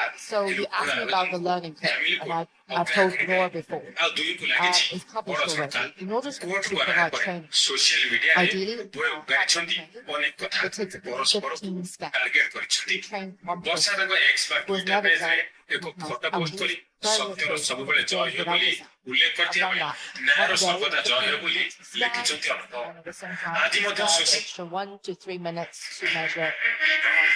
So it takes 15 steps to train someone to measure. So that's, well, maybe in a busy unit here, it would be half a day. In my unit, it's 1 day. Sure. And then I was published already. One of my trainees, and she's never done scanning before. So I think, these are some of the steps that need to be included in our courses, where when we say that you stratify this and your prediction, prevention includes these 4 strategies, the quality of this and the fact that it can easily be done, the mindset or the mind block should change. Oh my God, because we want the LMICs to scale up to the next level.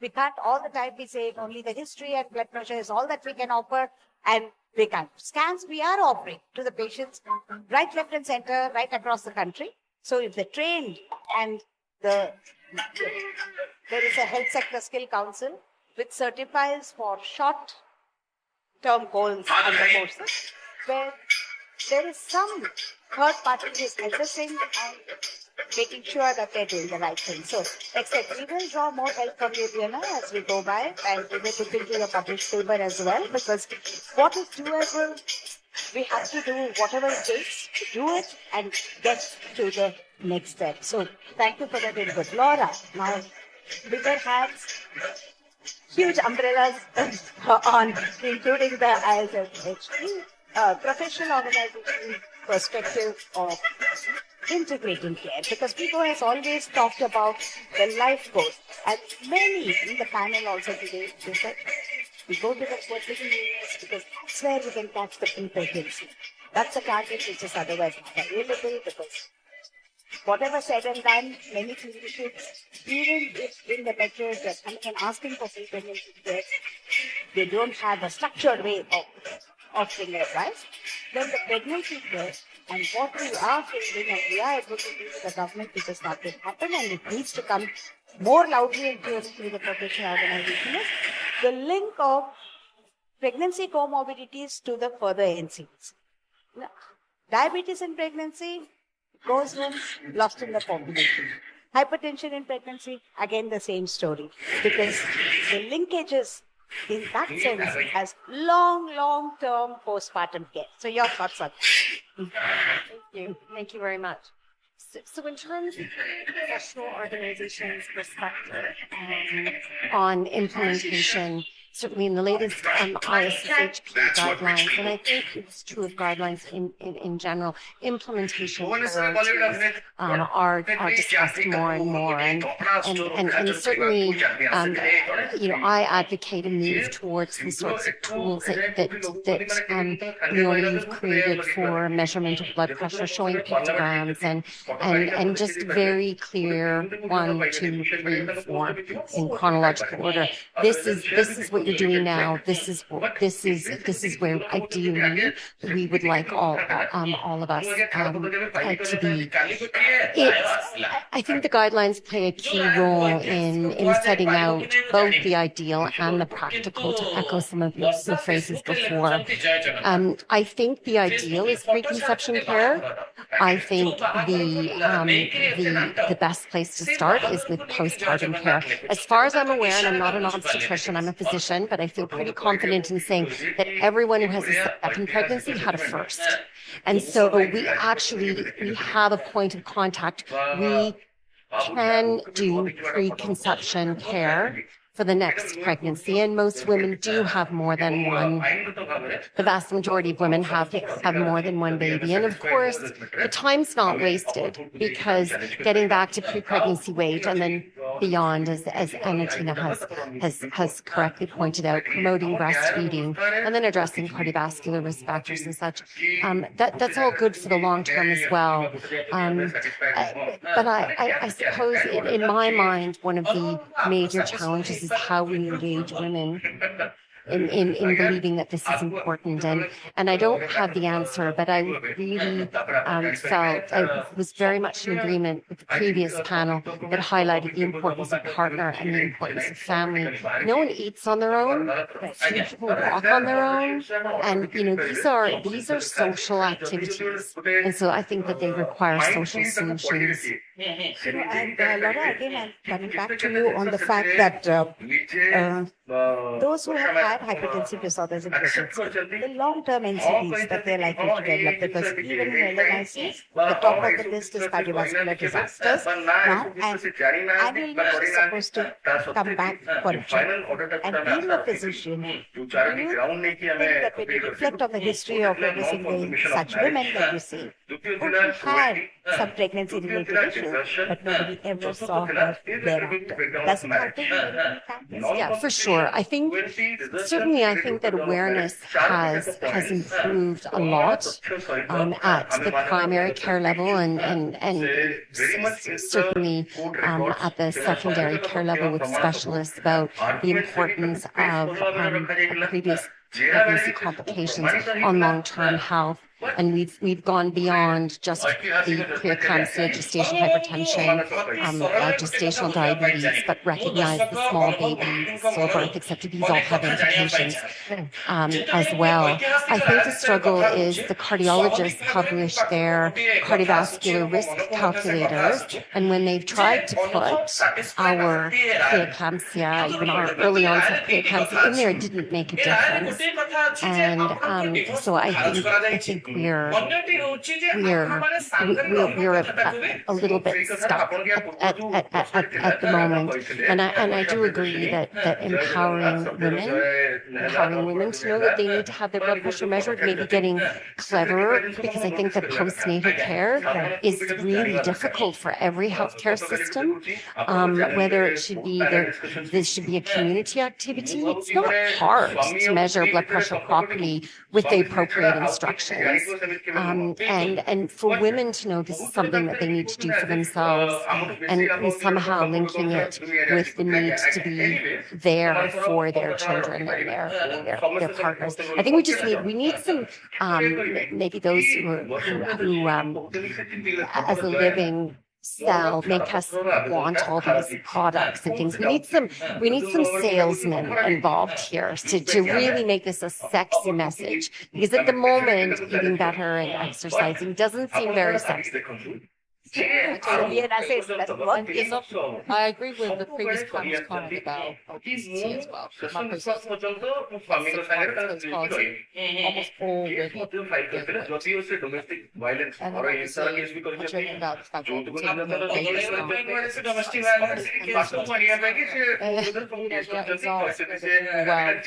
and they don't take care of the diet. And in my culture, they go on a special diet for 1 month, confinement diet, which is high on cholesterol, etc., etc. Totally not heart healthy, by the way.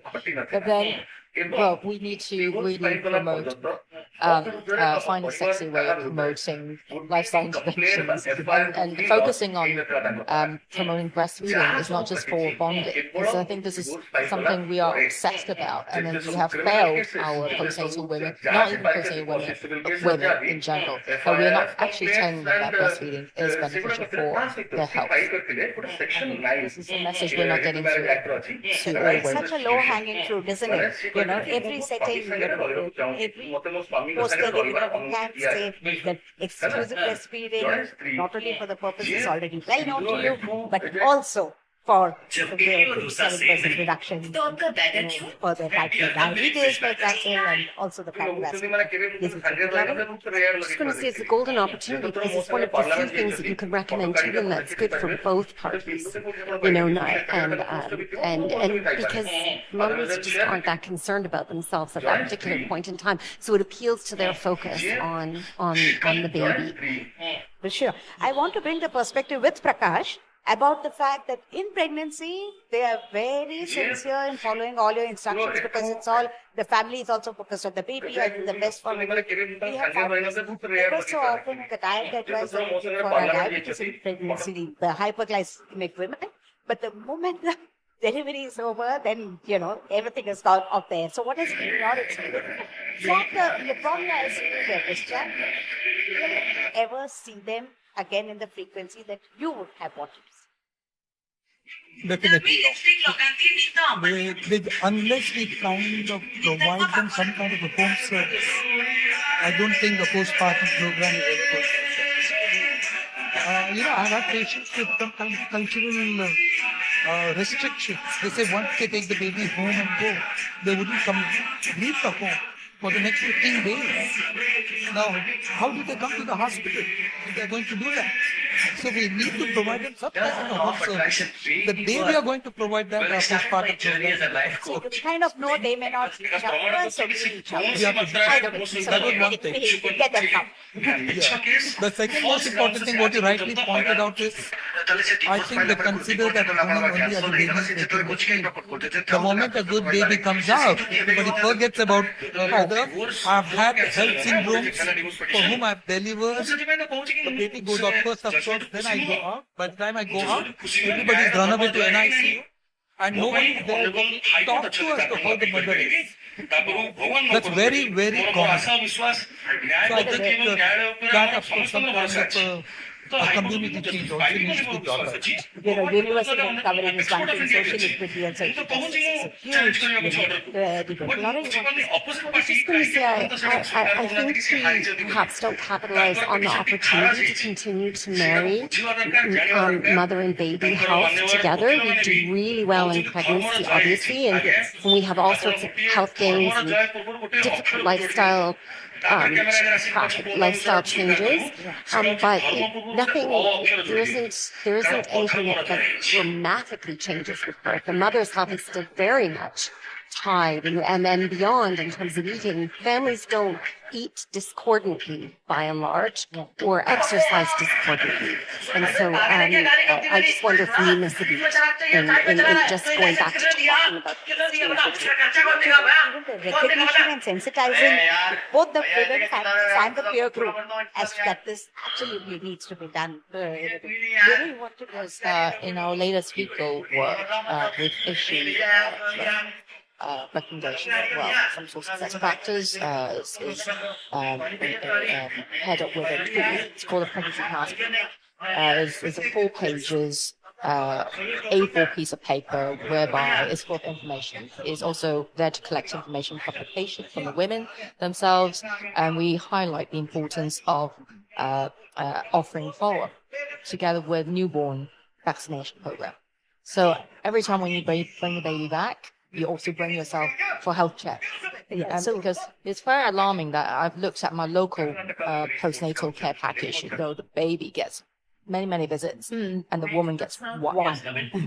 And that's quite a also with image. Whatever kind of quality that one visit is embedded with. I think the pregnancy passport idea is really good. Mark and myself did first we were speaking that passport to wellness also, in the entire journey across the lifespan. So that idea needs to be developed so that everybody has a kind of a checklist, both the demand side and the supply side, and they really allude to it. Coming back to Shashwati, would it be a good idea? Now there's an era of self-care. So we can't do everything for everybody. Even they are responsible for their good health, right? So they also have to walk 2 steps ahead and kind of do. So where every household has some elderly person or even in 30, 35 plus with a blood pressure and diabetes. So they all have the digital BP apparatus and they have the glucometer at home, most commonly.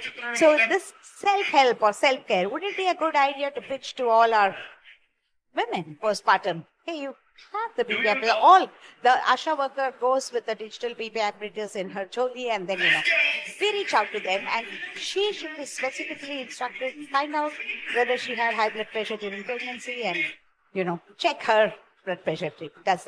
Can that happen? This is, I think, a lot of people, they do have their BP machine at home. And we do this home blood pressure monitoring. And nowadays, with all ASHA, they are having blood pressure on digital apparatus with them. And it is possible. It is possible because it is even free of cost to the ASHA.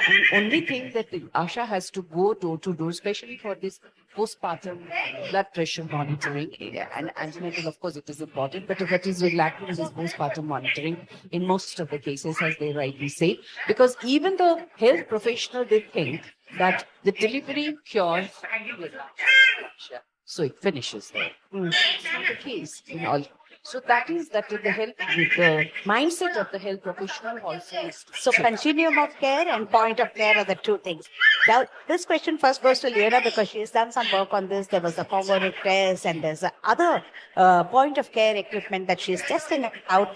And, what would be that one test which would make us all feel, okay, you have this test positive, you can very easily do it at any peripheral center, and that gives you the green signal for starting her on aspirin.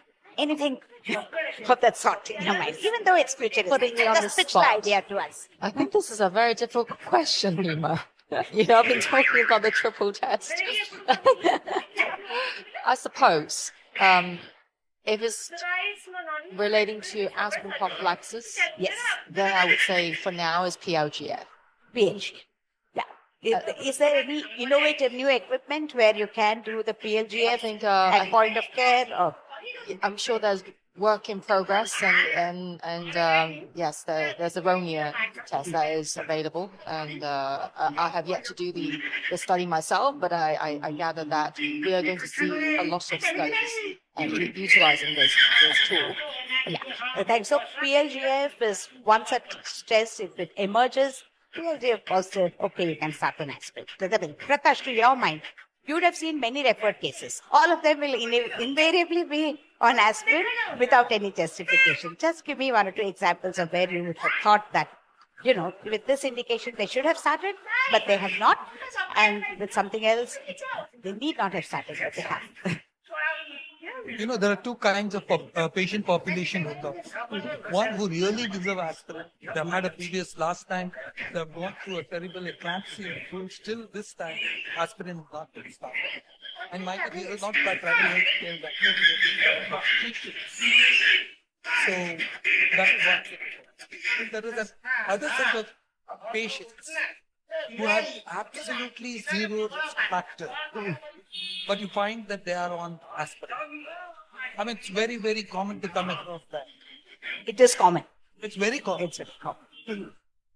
So these are the kind of situation. I can't just make the situation like I'll just tell you of one case. Nothing to do with the aspirin, but I thought we'll just change the topic a little bit. A patient was referred to me saying that, sir, the patient is talking, walking, standing in front of me, but she has no pulse. I can't check the blood pressure. When I check the blood pressure, no values come. So I don't know what is happening. For a minute, I was taken aback and I said, "You're sure she's in not in shock? No problem?" No, nothing. I said, "All right, send it to me, let me see." And all it was a Takayashu, the pulseless disease. So, once in a way, these kind of opposite situations also occur. I think this is true or false. Any pregnancy comorbidity is an NCT tomorrow, and would like a rapid fire will all the panelists agree that this is yes. And the tsunami of NCTs which we are having in the country now reflects on the fact that how many thousands of them just a few years ago would have had this pregnancy comorbidities, and it's really a missed opportunity because there is literature evidence there for us to see that the major focus should be act today for a better tomorrow. So that is what we are wanting to emphasize with this. And when long-term management issues in pregnancy have tension, I have said that menopausal baby. I can see Jyotika sitting right there. She's one of the leaders in doing a lot of game-changing things in the space of menopausal care. When women come to us with either we fix their fibroids, the abnormal uterine bleeding, hot flushes, this, that, we fix the temporary problem. But even at that point of time, nobody is asking her about her previous history and what we could do. I would want Shashwati to start with the missed opportunities. Would it be a standard of care in every such woman across 40 plus age group, no matter for whatever reason it comes? Do this component as a check. Yes, I'm sure. This is the right time patient comes. So you can always check for it, whether she had the previous history, and then from there's a lot of opportunities when the patient comes with this, that you can talk about this. And you also check for the hypertensive disorder, and you can find out what is. But are you finding it? In your guiding? No, that is the problem. But I because I'm interested in preeclampsia, me as I.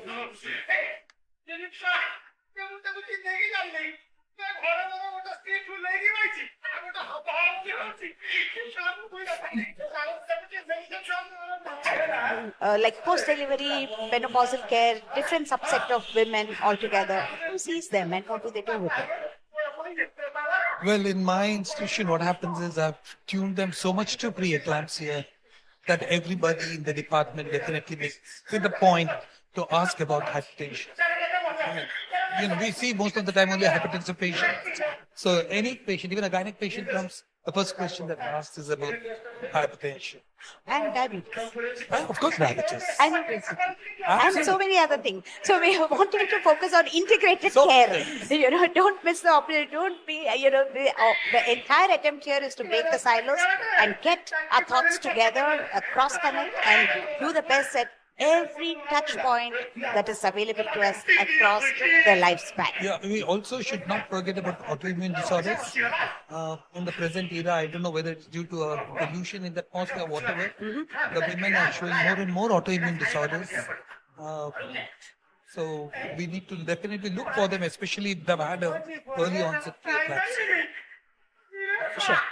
Laura, we begin with you. This is the closing round of each one trying to give one anecdotal case where you thought the opportunity was missed. We're all after women to make their childbirth safer, but after that, she can be it's as easy to say that what happens to her, we never know. So maybe a missed finding, a atypical presentation, the timely referral has not happened, and there's a lack of multi-speciality advice, and therefore they have not looked into that aspect at all. It's because what is not in your mind, because all the time for ectopic pregnancy, have it in your mind, otherwise you won't look for it. These kind of sentences are driven into our heads. So, what are any one situation that you could narrate where you would have said, she should have been sent early, or I should have been involved in this case much earlier, and you would have done better on it.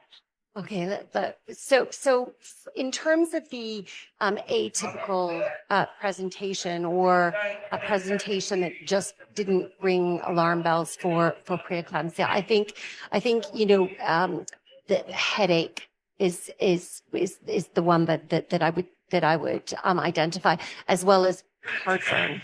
So epigastric pain interpreted as heartburn, and that I would say happens as outpatients and among inpatients as well. Very common for that to be misinterpreted. In terms of missed opportunities, I would say the blood pressure not being measured at every opportunity. So even as extreme as a woman with a known molar pregnancy, not having her blood pressure measured when she came to the ultrasound scan. And I think that I don't think that women actually understand why their blood pressure is being measured every time. You would think that that would be the clue that it's extremely important.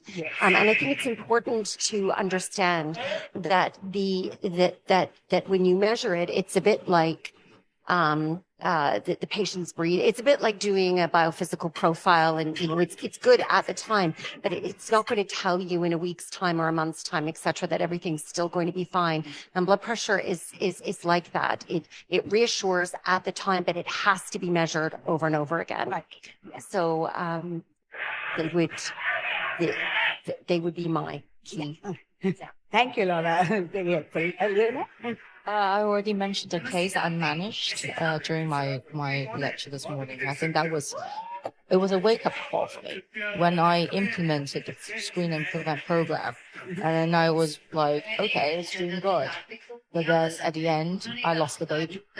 I was like, my goodness, this woman, highly educated, with a doctor's husband, didn't come into the hospital when there was vaginal spotting, and then because she was comfortable, having been treated with aspirin, so she didn't think that she needed medical care immediately, and she waited for hours, and then came in with a massive eruption. So that was a wake-up call for me. So counseling is extremely important.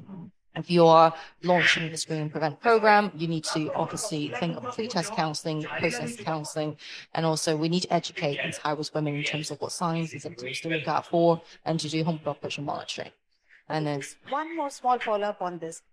If the ISSHB India chapter can get some centers together to do all the four things, the maternal history, the NAPV, and the biochemical markers and the Dopplers, and put together the data and see the trends in how much of prediction and prevention has been possible, do you think that it's a good idea to see the trends and to see again what are the preventive measures that we need?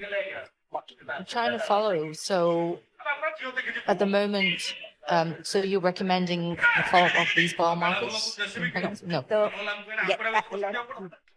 If I understand correctly, you're asking about implementation and showing at that local level that the post-implementation phase improves outcomes compared with the pre-implementation phase in that context. Oh, yeah.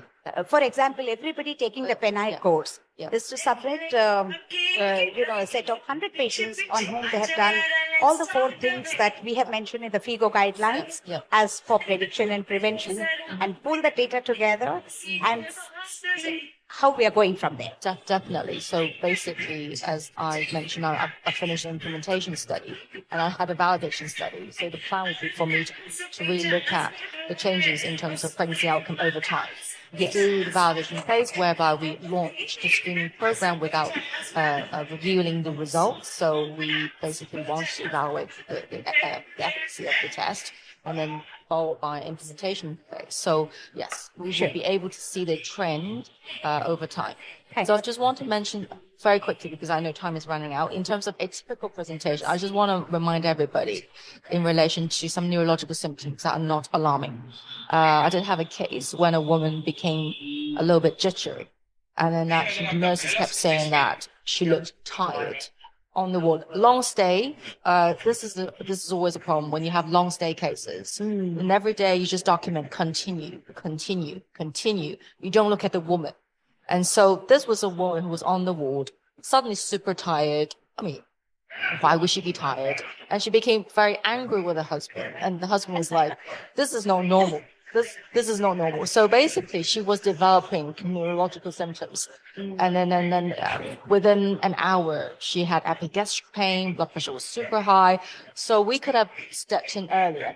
Obviously, it was a matter of an hour, but then still, I think it's just to share with you that when it comes to atypical presentation. I wouldn't think jitteriness is atypical, but sometimes you may miss it. Yeah, I agree because sometimes not paying any attention to the jitteriness and just setting it as a fatigue and the gastritis kind of a simulated symptom. These are all taught to our paramedics.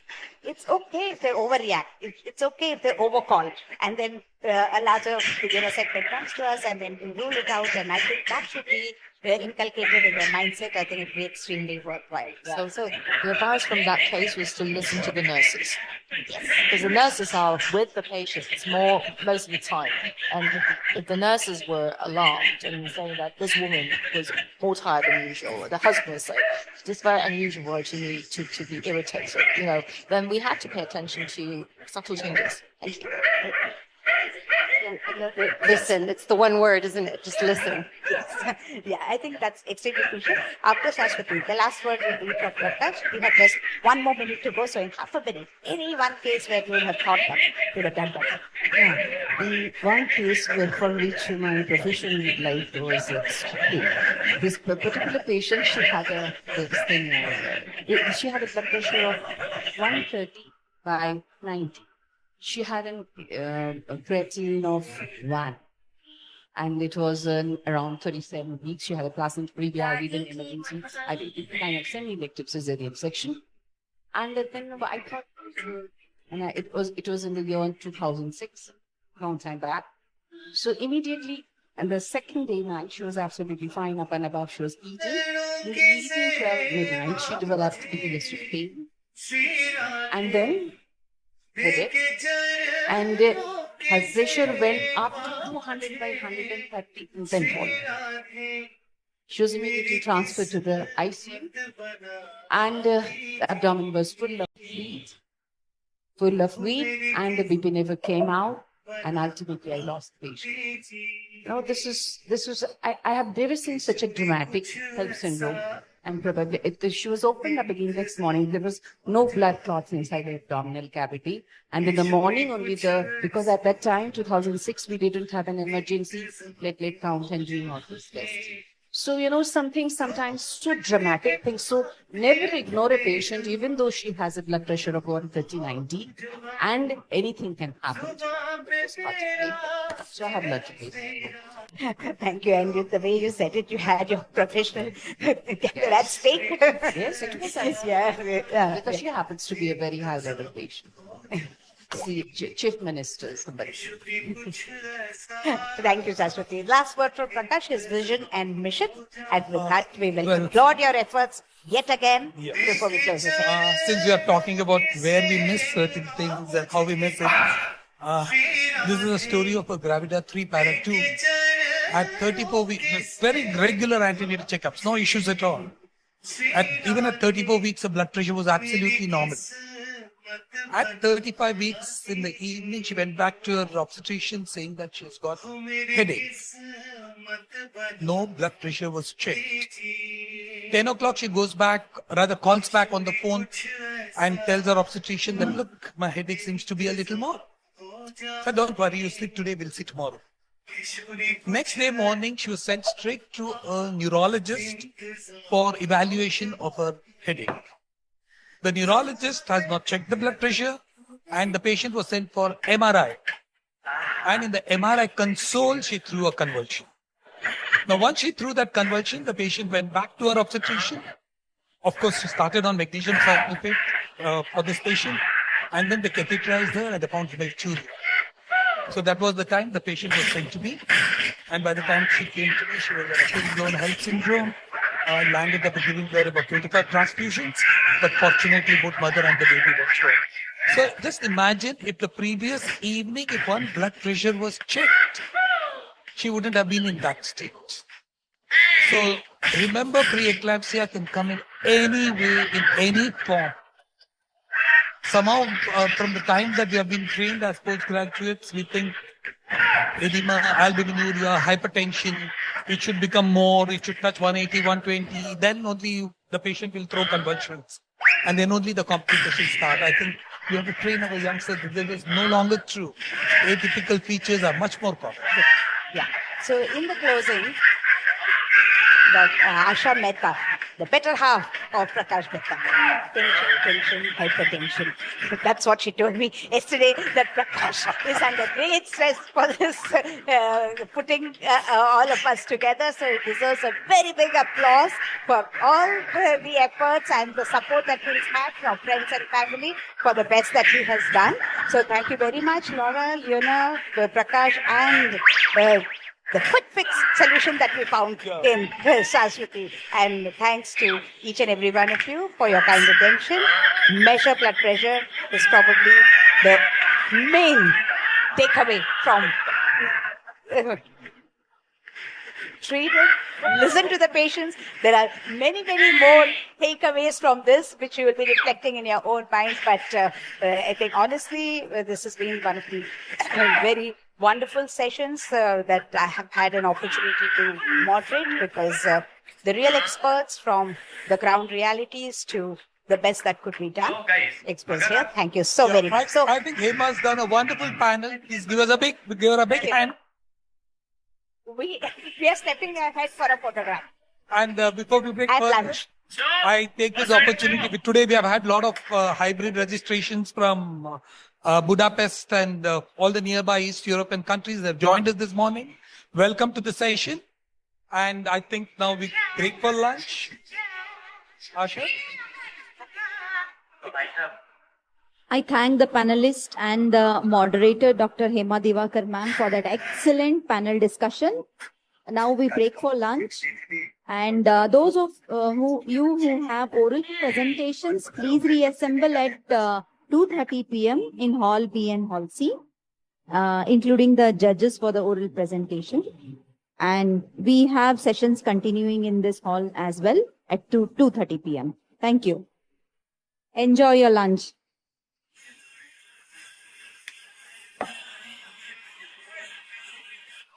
Artist बनना चाहते हैं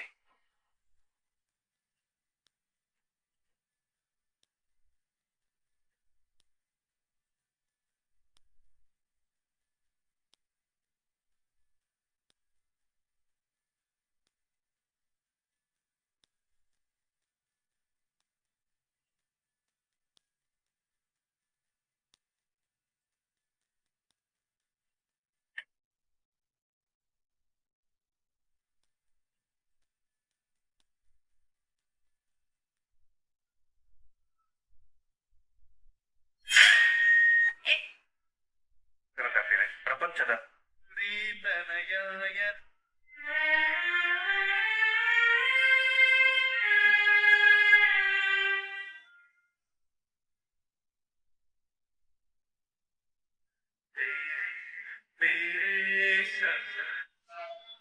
आपने कभी stage पे perform किया है, audition दिया है कभी? नहीं, फर्स्ट टाइम। वो जिंदगी में पहला ऑडिशन है ये तुम्हारा? यस। आज इतने बड़े क्राउड में इतने दिग्गज सिंगरों के सामने इतने बड़े मंच पर जहाँ हिंदुस्तान तुम्हें देख रहा है, तुम ऑडिशन देने वाली हो और तुम इसलिए नर्वस हो? यस। एचआर, मेरे पास एक आइडिया है। विजय लक्ष्मी, आपको ऐसा लगता है कि मम्मी पापा आइज क्लोज करते हैं, हम सब भी आइज क्लोज कर लें? पूरा ऑडिटोरियम, हम तीनों भी, कैमरा, एवरीबॉडी आइज क्लोज करके हम आपको सुन सकते हैं। You want to do that? Sure ma'am. अभी मैं आइज क्लोज कराती हूँ, बट अगर इनको आपकी आवाज अच्छी लगी तो they will open the eyes and आपको देखेंगे फिर। चलेगा वो? चलेगा। Okay everybody clap for Vijay Lakshmi, everybody. Sir first audition. चलो everybody in the auditorium, close your I.